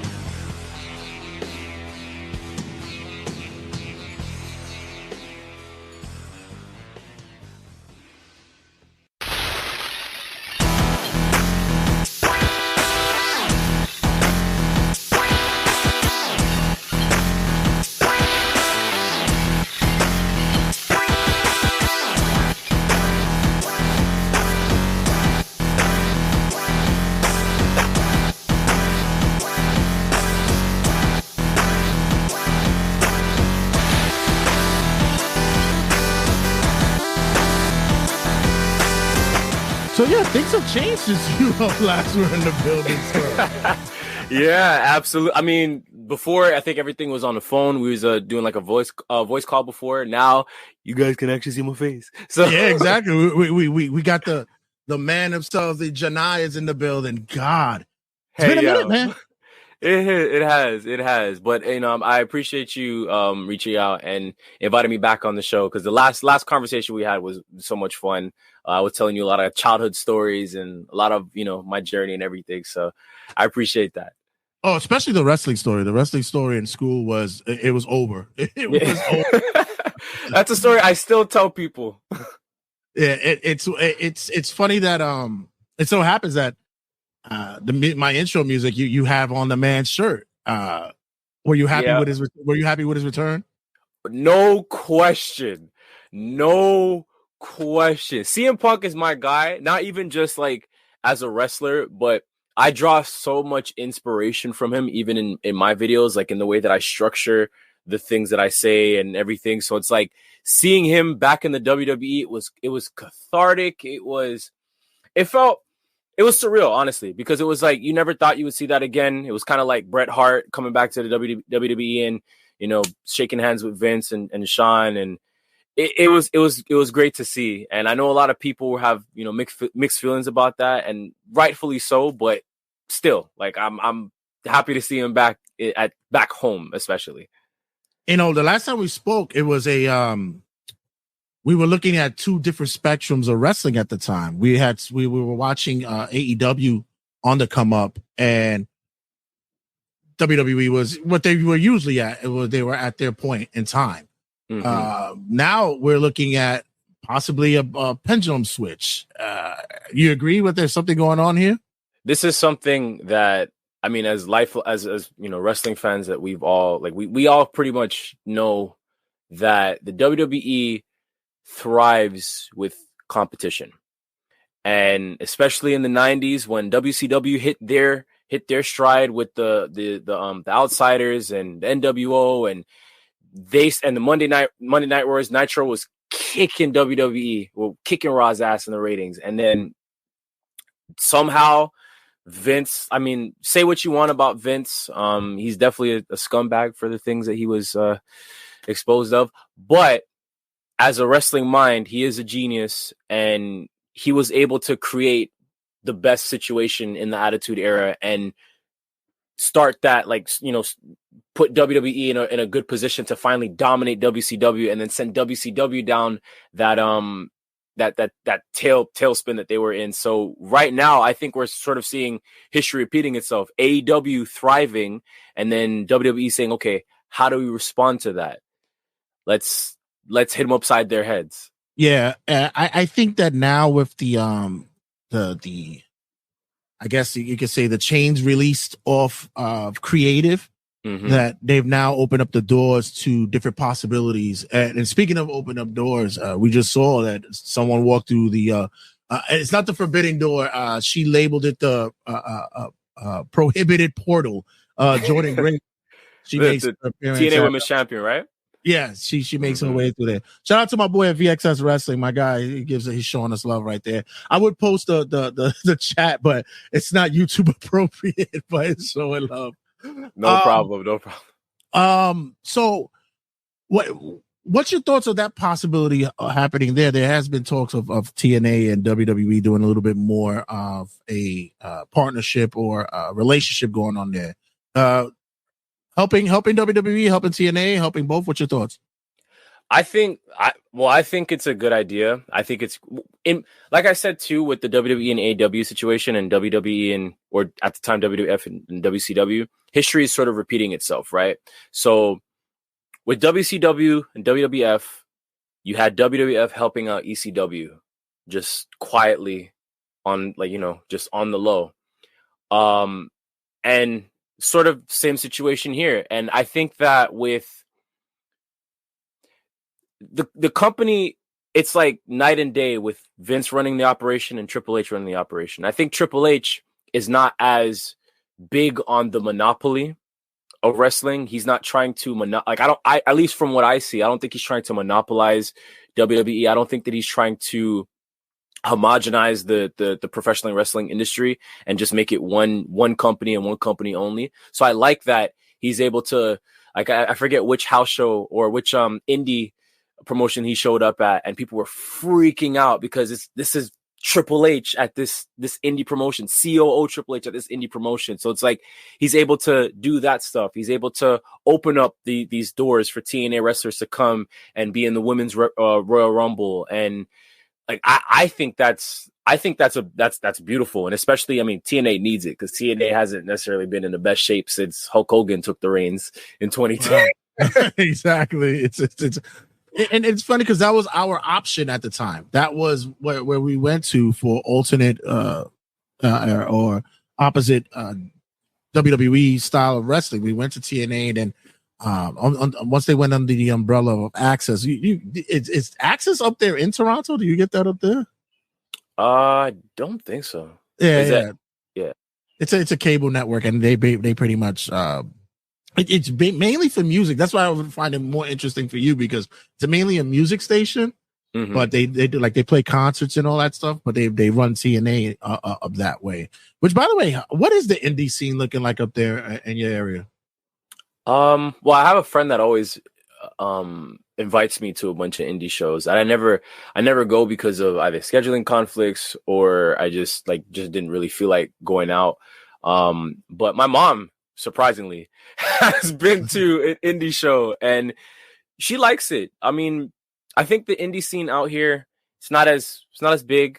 Not a lot of people, like, if you're really in the know about, like, just like, if you're a real wrestling head that watches everything wrestling, then you would know about the Toronto indie scene. But I wish that there would be more spotlight on it, especially from some of my wrestling fans too, because some of them, they will go, but they won't really tell. Like, I feel like they'll gatekeep the the indie promotions. No, because I know a lot of companies on this side, on the Northeast, on New York City, so they love to make their way up there to Toronto and the Canada area and get that audience. It's always a rich, exciting audience that they can get up there, especially when it comes to the indies. They're able to tap into what's the upcoming scene of wrestling, and that they, anytime they come back, they always say that Toronto, Montreal, they all show love that way and such. You ever thought about being a wrestler yourself? Or I know of your escapades in school. Never wanted to fulfill that? No. I think from watching wrestling growing up and seeing what these guys have to go through in the ring and everything, and even outside of the ring, as far as like keeping a regimented schedule and working out and stuff like that, it's like I have the discipline. I only have so much discipline to work my body up to that. And I mean, as you can see, I'm Twigman right now, so like, it's not. Stop it, please. I see you in the videos. You've been showing off a little bit. You've been showing off a little bit of the gun show. A little bit, because I've been working on it a little bit. It's a 9mm. It's not quite AK-47 yet, but it's a little shooter. But no, I just never. I mean, sometimes I would flirt with the idea of being like, maybe I could do it, but then I'm like, nah, because it seems so. It looks so not easy, not simple, but it looks. For lack of a better word, it looks so easy and simple to just hit a RKO on somebody or a GTS, but there's so much that goes into it. I for me, it's always been, you ever thought about it? Have you ever done it? I was like, no, are you sane? I'm not getting involved in that. I said the furthest that I would have ever probably gone is to ref, or even be, I would have played a managerial role, something of that nature. But I said, going there, no, that's ridiculous. It's not going to happen for me. So what is it?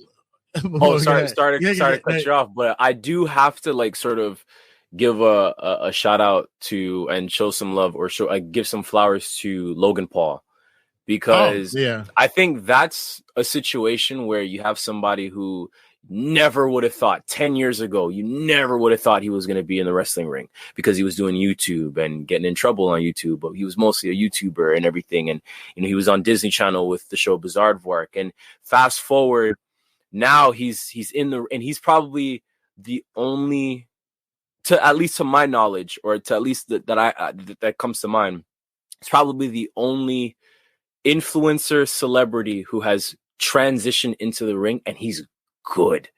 Like, he can put on a good match with a Seth Rollins, or with an AJ Styles, or a Rey Mysterio, and save Rey Mysterio from a near-death experience. And you could tell that he really loves it, and he really enjoys the craft of wrestling. So that's like a situation where he saw it and was probably like, oh, this probably looks easy. He could do it, and then he's doing it now, and he sees the other side of it, and he has a totally different appreciation for it. So I have to give my flowers out to him, and even bringing out like Speed out to do some spots, get RKO'd by, which I've watched that clip probably 1,000 times, watching Speed get RKO'd. Yeah, we were watching it we were watching the Rumble at a bar that we hang out at. They had their first wrestling event there. We threw out there. It was a Turnbuckle Tabloid event, and the other patrons that were there had no clue that Logan Paul was in the wrestling scene. Had no idea, and they're like, "Is that Logan Paul wrestling?" Like, and they were captivated by it. They were like, "Wow, he's really into it. Like, he's good." Yeah, and it just. It's double-sided because then you get people who are like, this mother, like, really, you take it to like, you really take it to like a duck to water. Like, how can we do that? It's almost like me picking up the mic and just hitting a quick 16 and just getting rapid bars in there, like in a battle rap. Well, I mean, if you're good, then people will probably look at you and be like, yeah, okay, never mind. Years ago, I could get in the ring with the likes of a DNA, on those guys like that, or Charlie Clips. Years ago, I could have done that. Conceited, Arsenal, them guys, yeah. Yeah, but and which is crazy because that's another topic of conversation as well when it comes to wrestling is that they are now more into the scene more than ever when it comes to wrestling. You got, the Griselda are big wrestling fans. I see them pop up, West Side Gun pops up to a lot of indie shows out here. Yeah. Like I mentioned, DNA, Clips, I've seen them at shows and they're really fans of it.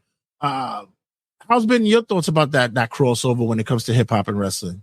I love it because hip hop and wrestling, if I remember, I feel like we might have talked about this on the last one, but if in case we haven't, I can reiterate it or whatever the case.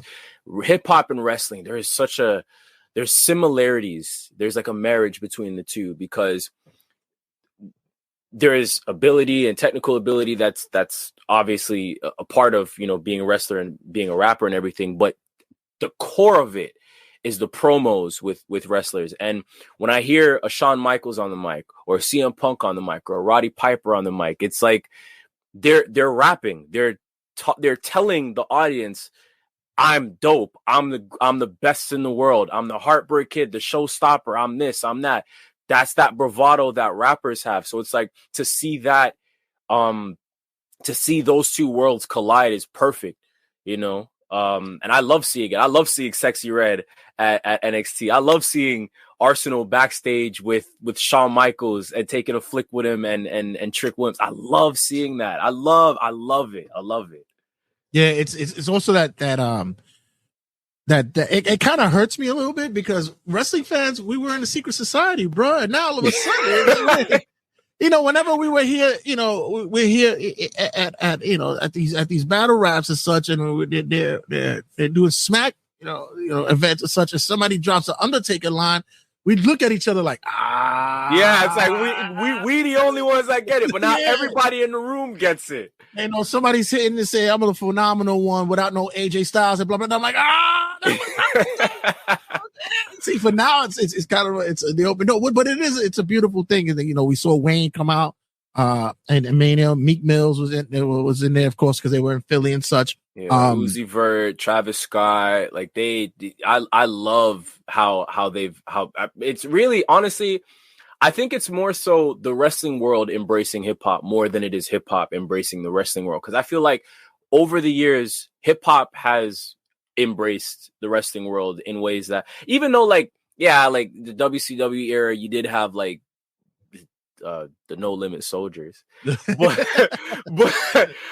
I think it's different in this sense where it's like I feel like the WWE is actually making more of an attempt to plug in hip hop into that world, whereas hip hop has always sort of like a lot of rappers grew up watching Hulk Hogan or Bret Hart or Sting or Undertaker and Stone Cold Steve Austin. They grew up watching that, and right. It's almost like they kind of channel that or channel Stone Cold's energy or The Rock's energy onto the microphone. So like, again, I'm over the moon about like anytime I see it, I'm like, yes, this is amazing. Ben the Bread chimes in saying, "Evening from sunny England, mooks." much love to England. Much love. What's been we've seen the highs and lows when it comes to wrestling and in hip hop as well. There was even that point in time where people were believing that, hip hop's dead. Everything's pop now. But then once again, to me, I saw a resurgence. I also saw my OGs, my Nas's, my Rakims. Hell, M just dropped something recently. Like, it seems as though like there might be a come up on that side. What's been more of a bigger, I guess, a rejuvenation in genres? Has it been wrestling or has it been hip hop? I would say that's a good question. I think that with hip hop, and I have to be very, I guess, careful with how I say this because it's like with hip hop, I know like over the years, it feels like every year people have said hip hop is dying for whatever reason, right? But I think that as long as like the culture of hip hop is still alive, like the music is always going to be like the fact that hip hop is like the number one genre has surpassed rock and roll music, and we're seeing our legends get inducted into the Hall of Fame, like the Rock and Roll Hall of Fame, and they're getting Lifetime Achievement Awards at the Grammys. Like NWA got one at the Grammys, right? It's like hip hop can never die to me. But as far as like the resurgence, I think that while hip hop has always remained mainstream,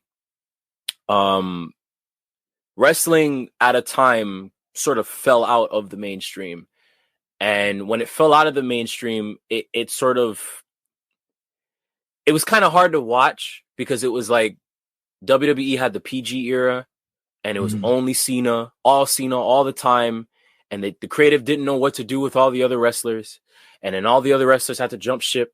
They either went to Japan or they went to TNA, and TNA wasn't as big. And it was sad to watch. And people kind of looked at, I remember there was an interview that Simon Dean did when he was talking about the Benoit thing.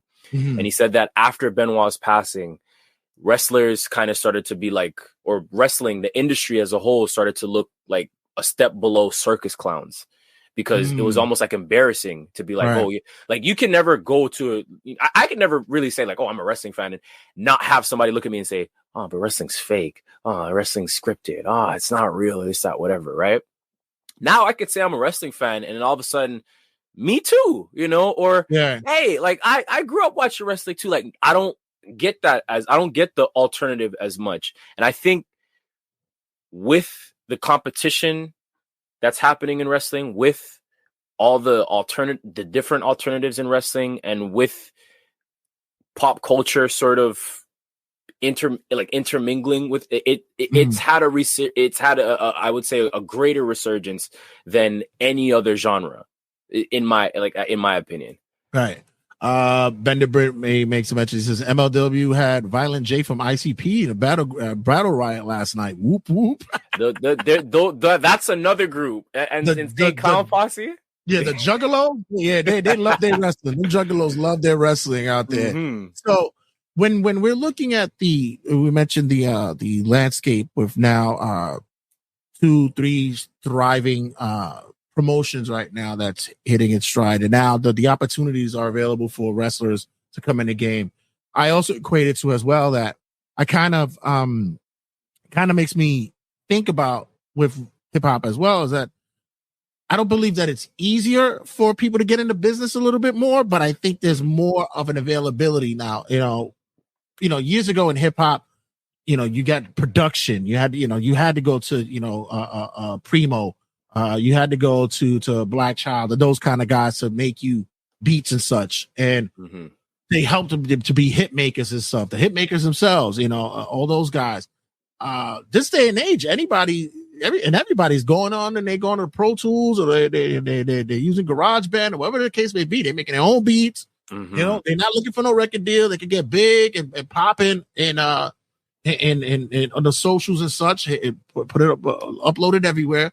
I'm looking at the same thing as well with wrestling. Is like, with $1,500, you go to the school, you learn something. 3 months, you're down the road, you're hitting the blocks. Is there a lost art, a craft to either one of those? I don't think so. I think that So like as far as hip hop is concerned, I think that like you will always have somebody who thinks that, oh, I could just, go to FL Studio, make me a hot little beat, say anything over it, and then release it online and see what happens. But I think that with hip hop, because hip hop is such an emphasis on self expression, I think that with a lot of people on the internet, like a lot of up and coming artists, like there's always going to be that grind of being like, okay, I'm gonna put this song out there. If it doesn't do anything, or I'm gonna put more song. Like it builds. I think it builds more of a work ethic, because you'll have a rapper who makes one song, it becomes a hit, and then they feel like, oh, I don't have to do anything anymore. Like this is all I need. But if you have that one rapper who, or two or three or four rappers who makes that one song, it doesn't hit, or it doesn't, it doesn't translate or anything like that, it doesn't get the views or the listens that they're going to go back to the lab and be like, okay, how do I improve on the next one? So that's going to build that work ethic, and the artistry is going to grow because of that, because you're going to think, how do I make my flows tighter? And then you're going to want to learn from other rappers, from old school rappers, from people in the industry right now. Now that might also generate copycatters, because even in the SoundCloud days, people saw XXXTentacion and Ski Mask going on, and they saw how they were rocking, and they were like, okay, boom, we're going to try to rock like that. And then there was a whole bunch of SoundCloud rappers that sounded just like X and just like Ski. But there were still other SoundCloud rappers at that time that was like, I want to be different from them. I want to have my own sound. I want to have my own style, and I want to cultivate that. And I think, to me, that's like that's the beauty of the artistry and the grind. That's so I don't think the art of making music in hip hop is gone. I think that art is still, as long as people still have that aspiration to do so, I think that art is still going to live on. In wrestling, I think that it's sort of like a badge of honor when you step in the ring and you actually like have a nice little match, and there's that adrenaline, there's that thrill, there's that rush that comes over you after you feel the crowd, because like wrestling is very much crowd oriented, so I think that it's going to, if you stepped in the ring for the wrong intentions, afterwards you're going to want to continue because of that feeling, that rush, that adrenaline, and then it's going to make you want to learn more and learn from other vets and learn from other other wrestlers in indie promotions and things of that nature. So I think it's all sort of like a snowball effect. Yeah, we got to get you to a wrestling show soon enough, bro, because like you've been to concerts, I see you out there, and you love to get that energy from the performer, the crowd as well. And then, so we got to get you to a wrestling show soon enough, because we need you to start interacting with more people out in the wrestling field. We need you walking around there, going up to 2 suites with everybody. I'm trying to go to, because I know what WrestleMania is in Las Vegas next weekend, or next year. Next year, next year. Yeah. No, if it was next weekend, I don't know. I'd have to drop everything. But if it's in Las Vegas next year, I currently have something lined up with Las Vegas, as far as like I get like a free stay out there. So okay. And it doesn't expire. So I want, if my first wrestling event is going to be WrestleMania, it's going to be Vegas. It's going to have to be WrestleMania. Especially going to be in Vegas. It's got to be there. Yeah. It's when you're coming up with your subject matter, your subject type, because you're one of the few that I know who goes in depth with your research. I loved your breakdown when it came to diss tracks, when the history of where it comes from. I loved your breakdown on the Kendrick and Drake stuff. It was very impartial, but also very the subject matter, the content of it you mentioned was something on the surface that a lot of people wasn't really paying attention to. Do you know that initially when you're going into it, this is gonna be my passion subject matter, or this is something that we're gonna talk about? Hell, even your discussion with the the battle between Disney Channel and Nickelodeon, which was hilarious. But it was actually a cool stuff. Do you know along the line when you're setting this up, it's like this is gonna be fun. A lot of the times, yeah. Like I think I was watching. A lot of times I just rewatch some of my old videos just to sort of see like, okay, this is where I was at one point. How did I improve? And it's just like for myself. And one of my favorite beef breakdowns is probably the Ja Rule 50 Cent one. Because I felt like I was having so much fun with like the references and with like just the way that I wrote everything out and just like the direction that I knew I was gonna. And the thing is, a lot of times I don't even know where I'm gonna go with the topic until either I start shooting it or I start editing, because I can start editing something and I can just be like, wait, hold on, that's maybe if I put this here instead or whatever. But a lot of times when I'm shooting, I'll say something and then a thought will come to me and I'm just like, oh wait, I didn't even think of that yet. Hold on, let me put that in there. Or I didn't even think of that when I was writing it. Or I didn't. So like, yeah, a lot of times I know when I'm having like you just feel it, you know, when I'm making these videos. And for me, it's like I try to do my videos in a sense where Ice Cube's diss track about NWA was probably my personal favorites. You gotta follow the young man. He's really good on TikTok and now he's on Instagram as well.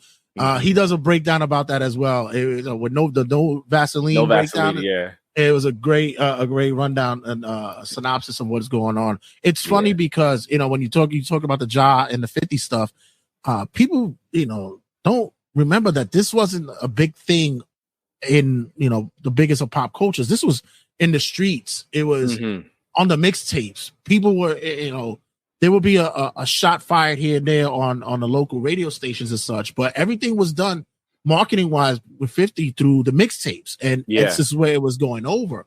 And a lot of people didn't understand that,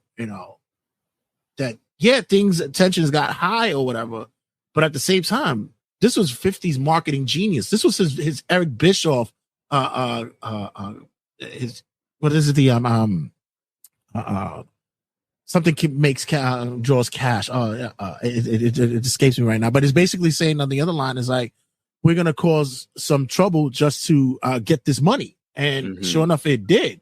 Controversy, there goes. Controversy creates cash. That's what it is. Yeah. And that's exactly what 50 Cent was the true disruptor. Right. And he was one of the originators on the forefront to tell, get a beef going and make money off of it. Very wrestling like as well. Very wrestling. That is very true. Goes hand in hand. Because that How to Rob, that How to Rob is one of the most.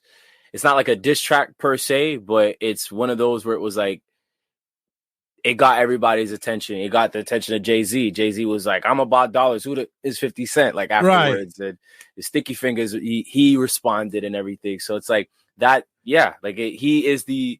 And he is like, he's a war machine, but he's also that war machine that like, it's like, I don't know if it's a good idea to try to mess with him either. Like, cause he's a different kind of beast. He'll attack you from different angles. He'll either make jokes about you. He'll expose something about your life, a la Rick Ross.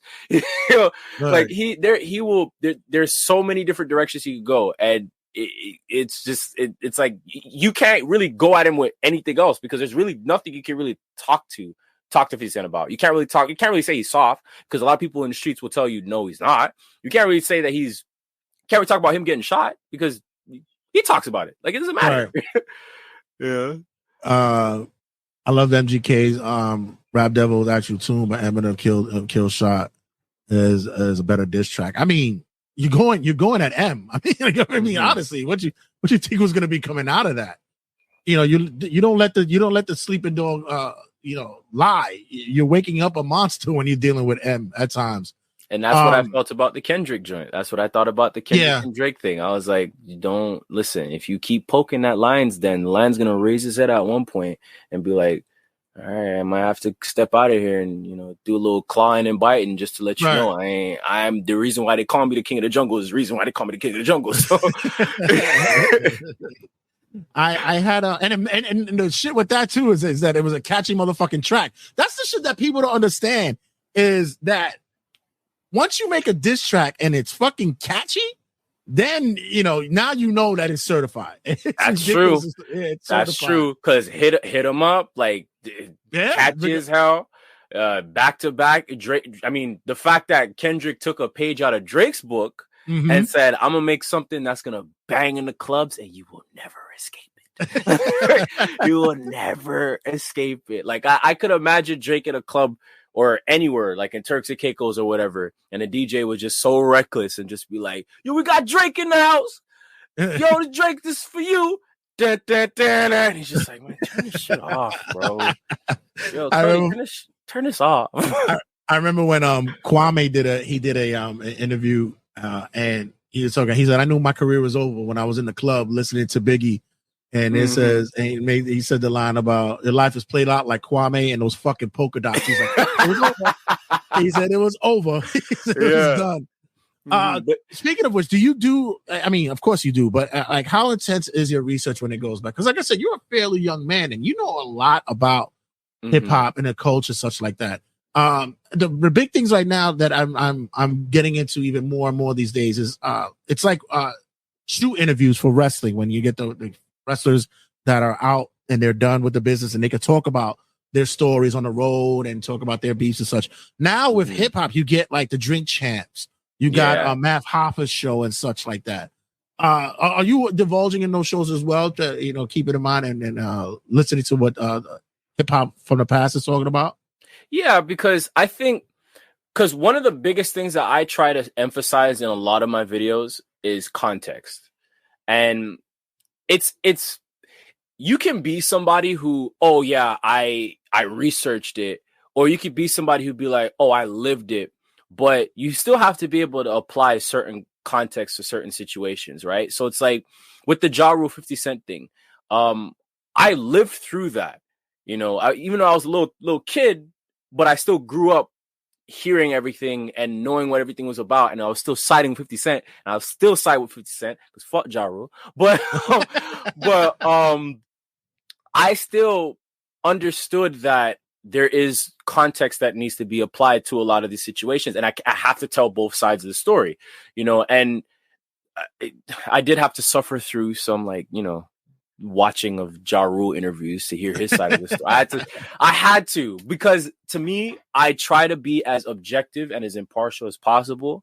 And I don't ever want it to make it look like I'm, taking one side over the other, right, or telling one side of the story. And, so I do divulge in those Drink Champs, even though some of them can be a little long. Oh yeah, definitely. Yeah. Yeah. But it's still, to me, it's still like work. It's still something that it contributes to something that I like. Yeah, I do the same when it comes to the wrestling stuff. It's like some of these stories are being told. Cornette's show could go a little bit too long, and sometimes I'm like, you know what, just give me the edited version. Yeah. I don't need all that. I hear Bischoff the same.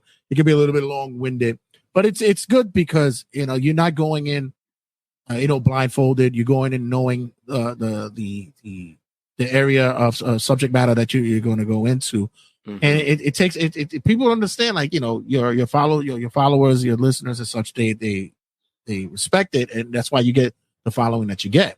How's it been the last time we spoke? Your numbers have excelled immensely, bro. Like, you've been touching down. Is the reception going well with I know you're going to get your people who are going to have their different views of it, but how's it been going on with that?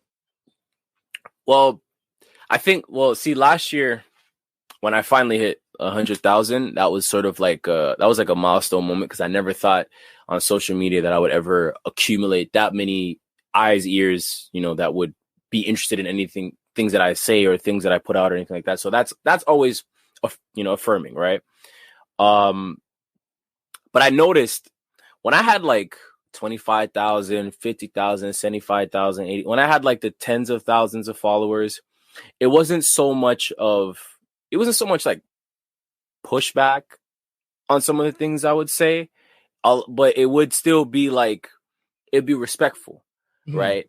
Now, once you hit that 100,000 over 100,000 mark, and then you get more views, you're gonna get the people who will attack you. The assholes come out. Yeah, you will get the people who will attack that will insult your intelligence or every facet, everything, right?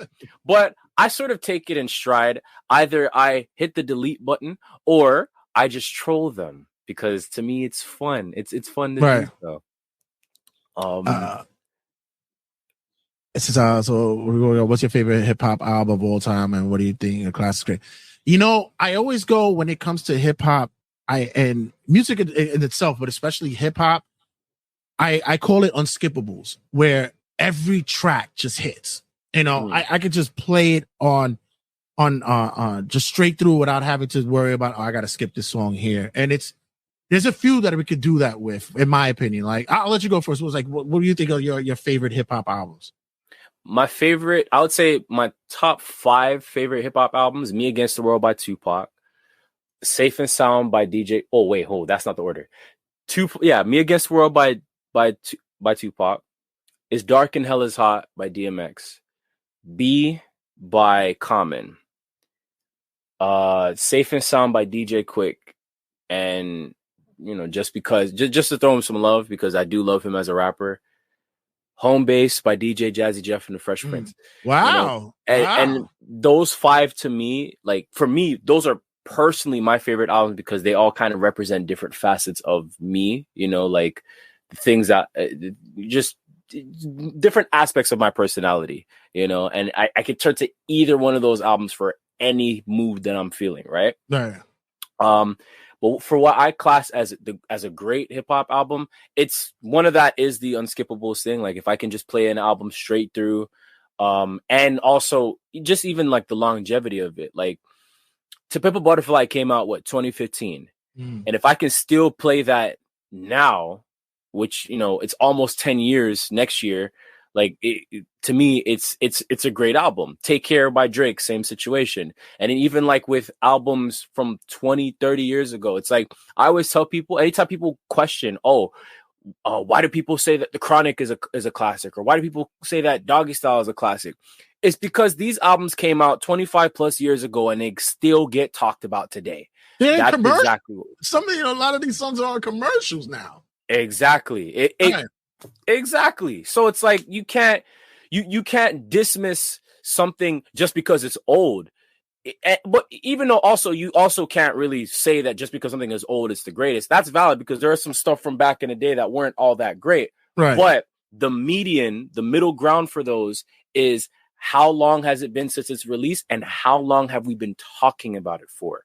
And how long have we been celebrating it for? It's the longevity that I think a lot of people don't really think about. To me, that's what, as well as the quality and sales and accolades and all that stuff. But longevity, time, that's, to me, is what makes a great hip hop album of all time. Yeah, mine. I always go to when I think about my favorite or greatest albums of all time it always seems to be that first album. It's because that's when they're the hungriest. That's when it's the production is going to be thrown together, and they're gonna make sure that this talent is going to be out there. One of them, in case of point, Illmatic is probably one of the most produced albums that was ever created. You had like the Voltron of producers that came out just for Nas. People that you didn't know were even producers and making music were doing their thing on that album. Purple Tape, Raekwon's Only Built for Cuban Links, another one. It's a fantastic album. M's first album was, Dre went ridiculously deep with it. Notorious B.I.G.'s Ready to Die, another one. Enter the 36 Chambers. Enter the 36 Chambers, the Woos. Like, there's so many first albums that I really have on my level that those are the unskippables for me, because everybody was just hungry and getting it out there. For me, if somebody were to ask me what the greatest hip hop album of all time is, though, like it'd be like, anytime I get faced with that question, or I see that question anywhere, I think the one album, and maybe I will acknowledge that maybe it's my own personal bias, because Tupac is my favorite rapper of all time. Right. But even objectively speaking, when you look at All Eyes on Me and you look at just the energy Tupac had on that, he was fresh out of jail. It's like, it's probably the best he's ever sounded. It's the first double disc album. Mm. The hits on there is crazy. Like, it's like, oh yeah, he had bangers on it, definitely. Insanely crazy. And even just like some of the deep cuts that are on there, like the ones that are not on the radio, like Only God Can Judge Me. Mm-hmm. And it's like Ain't Hard to Find with like, and then the features. The features on there. Like there's not one rap album out there that you can find that has a track produced by DJ Quick, a track produced by Dr. Dre, a track with George Clinton on there, a track with Roger Troutman on there, tracks with Snoop, tracks with Method Man, Redman, E40. Like, it's just like I feel like it was a collaborative effort to make sure that this first album that Tupac would come out with after he comes out of jail was going to be incredible. And it was incredible. And it's like, to me, it's like, I can't, even though there are some songs on there that I can kind of do without, because it's a double album. And yeah. But even still, like, I'll still have it on in the background and do other stuff. I'm not gonna skip it. I'll just be like, I'll have it on in the background, or whatever. Yeah, but you mentioned two of my favorites as well. I mean, Meth's Tikal, Redman's What the Album, even There Is a Dark Side. I mean, Red has always been not my favorite of all time, but goddamn, he's always been on my top 3, Redman. Mm-hmm. And that's big coming from you, because you're from New York and he's from New Jersey. Y'all don't really. Hey, listen, I respect the man's work, and anytime I would, I remember when he first was getting on, I would have swore he was a Brooklyn kid. Yeah. When I heard he's from Jersey, I was like, he'll get the pass. Hey, but Jersey got some swingers though. Jersey got some swingers. I'm not just saying that because I have family in Jersey. Jersey got some swingers. Listen, one of the best rappers of all time, Tretch from Jersey, and Tretch is disgusting out there. People sleep on how fucking nice Tretch is from Naughty by Nature. Ridiculous. Yoke the Joker. Joker. God. The Wickedest Man Alive is probably one of my favorite Naughty by Nature songs ever. Mine too, because I love coming from a Jamaican background. I love when reggae and dancehall and hip hop intertwine. So to hear him over a beat that's like very much reggae inspired, and then Queen Latifah on the hook there with that reggae style. Every time it come in, I'm like, pull up that blood clot. Tell you. My city. Rewind that back, fam. Play that back. My man Julio is like, my rappers are 50 Cent and Big Pun. Pun is another one. I had Capital Punishment and Yeah Baby. Those 2 albums were like the unskippables for me. Especially, even after his death with Yeah Baby, it was like, wow, I could listen to that on rotation all day if I wanted to, bro. When are you gonna start doing more? We talking about rap battles. When are we gonna start doing about wrestling beefs? When are we gonna start getting into that a little bit more? I know your plate is already full with other things. I think when it comes to like wrestling content on TikTok, especially, I feel like there are so many people that are doing it. Like there's Santi, there's the I forget that other guy's name, who every time I see him, his voice kind of like in his videos, his voice kind of sounds a bit like, all right, let's talk about when this thing. No hate to him though. It's probably JD from NY. It's probably him. I think so, but I think it's probably him. But there's just so much wrestling content on TikTok, and even though I know I could tackle. Oh, I know you're talking about. You're talking about my boy M2 Inc. That's what you're talking about. Yeah, yeah. He's a friend of the show. Shout out to M2 Inc. For friend of the pod. Yeah. But I feel like, and I know just based off of like the content that I do, and even though that there is already a space for people who do pop culture and music content, like I know that I could always talk about something new in these type of situations. But it's like with wrestling beefs, it's like it's like there's only so much you can really. I'm well in hip hop. There's really only so much you can pull from too. I don't know. There's just so much you can really say about like Edge versus Matt Hardy, that whole situation. Or I was thinking about Brett the way versus- that the beef that went down with Kendrick and Drake. It reminded me of Sean and Brett back in the day. It did. It did. Honestly, that would be a good video comparing rap rivalries to wrestling rivalries. That would be a good video. Thank you for giving me a content idea. I can't wait for it to go up. Yeah, I'm definitely gonna get to work on that. Speaking of which, I was gonna tell you that before I let you go because I know you've been more than generous with your time, bro. But you are swaggy when it comes to your fit, and you do a lot of pulls. Like you have that hockey jersey. Yeah. Like, please tell me you a thrifter. I don't think I got that at a thrift store. I think I bought that online. I think I bought it off like an eBay or something like that. Right. But I guess in that sense, yeah, I'm a bit of a thrifter because, you know, even if it's online on eBay or Poshmark or whatever, yeah, I'm a bit of a thrifter. I love to just look for old art, like old clothes, just like old artifacts, like all that jersey. Or like right now I have my eye on, because I have my dad used to have it's mine now, those old Fubu Fubu city series jerseys that had like the city names on it. I have a New York one, but I want to get a Toronto one, and I keep looking online for one, and I just never I see the pictures, but it's already sold. And I'm like, whoever has this, if you're not from Toronto, you need to sell it to me because I'm from the city. I'm a real dot man. So like, I need to be wearing this. Yeah. Cause I'm like, where is he pulling that shit out from? I'm like, damn, I said, this kid is way beyond his years. And this young man is like, he should have been up during my time. He would fit perfectly. Speaking of which, man, I'm excited because New York is getting Buju of this upcoming summer. Buju's gonna be out here, and I'm contemplating. I'm like, shit, he's not gonna be too far away. I might want to go to that concert.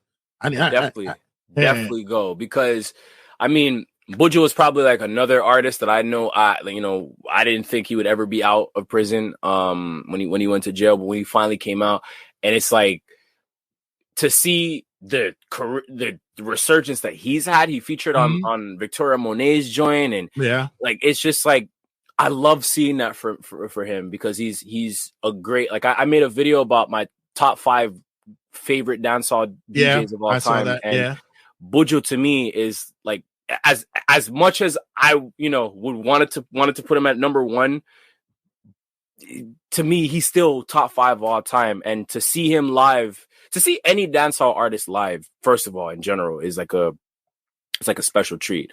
I remember a couple years ago I saw Sizzla live, I saw Baby Sham, I saw Spraga Benz, I saw Yellowman, King Yellowman live one time. But like to see those guys live, it's a different kind of energy because they perform differently than like a hip hop artist or R&B artist or anything like that. They, so if you have that opportunity to go see Buju Banton live in New York, go take that opportunity. Yeah, because I definitely want to see who's going to open up for him, because that's going to be like it has to be a mega show in New York City. I would love to see like maybe a Capleton or Baby Wayne or somebody else come out, because like it's Baby like Wayne, you're throwing it back. Oh my God! You said Baby Wayne, you threw that back. I know some shit. I'm telling you, boy. I grew up with some West Indians, so I know some shit. Like anytime I walk into the job and they hear me, chanting and saying something out there, and they're like, "What do you know about that? You Puerto Rican?" I'm like, "Don't worry about that." But hey, we all one family. That's right, all one family. One blood. But that's the thing that I love about or that I have a lot of admiration for about New York. It's so much like Toronto in the sense of like it's like a melting pot of different cultures. So it's like when you have people like when I meet somebody from New York and they know about a Buccaneer or a General Degree or like Scare Them Crew, I'm like, that makes sense because y'all got Jamaicans out there and you guys hear this stuff. So your breakdown, and that was another thing. One of my favorites that you did was the Selena breakdown that she possibly was going to do a dance hall track, or it was there, and you would talk about the rhythms and where they come from, and then how reggaeton came in with that. I was like, that's a beautiful, like, there's not a lot of people who actually can pick up on that. And then when you did your breakdown of your top 10 dancehall of all time, I was waiting for people to hit you up and be like, Bombo Clad, what? Well, there were some people. I mean, there are people in the comments who was just like, "Well, Cartel is number one," or it's not. You know what? I'm like, this, first of all, this is my favorite list. You know what I'm saying? This is not me saying like this is my. Well, actually, no, it wasn't an objective greatest list, because if it was my favorite, Bounty would have been number one. Right. Bounty was number two. Right. You know. So, but I still had to like. It was still people saying Cartel should be number one. Sean Paul should be on here. This person should be on here. I'm just like, listen, if you want to make a list, you make a list. But just based off of what I grew up listening to and the stuff that I've seen them do, and just objectively speaking. What's no Red Rat? I mean, she wants you. So big man, she don't want no liquor youths. I mean, she ain't, I must say, she wants. She don't want no liquor. She better start go to gym. I mean, yeah, there's a lot, man. Red Rat had some joints. Hey, you girl in that tight skirts. You know what? I'm gonna let you go, because we could be here all freaking fucking day doing this, man. But bro, let everybody know where they can get you at, and what's happening, what's going on with you now. Well, first of all, I appreciate you for having me back on the show. I appreciate, I had fun the last time, and I had fun this time, so maybe the next time we will have definitely much more fun as well. To you guys can find take two. You guys can find me on TikTok, Instagram, and YouTube. It's at the Jahni. I think it's like on the what am I pointing at? It's right there. But my handle is the same on all my social medias. I'm more active on TikTok. Instagram is sort of like a backlog. YouTube is sort of like a backlog, but I'm more active on TikTok. And currently I'm just going to continue to create, continue to grow, hopefully see how far this thing could take me as far as content creation. It's been taking me pretty far. And yeah, if you rock with the conversation, you'll rock with a lot more of what I have to say on my page. So rock with the bad man. We won't rock with the bad man. Thanks again, brother. As always, man. It was great to catch up with you. And like I said, this is one of those things that starts off wrestling, then it just goes to another spectrum and goes to another way. And I love when I do that, man. And thanks again for your time, man. And as always, good luck and much love, much blessings, man. Much love. Thank you so much again, Jay. Much to talk about. Don't go anywhere, and we're gonna close out here. And I'll hit you up on the socials, and I got some stuff to chat with you on the background of the socials. All right. Other than that, guys, see you guys in a sec. 5, 4, 3, 2, 1, 0. All engine running. Liftoff.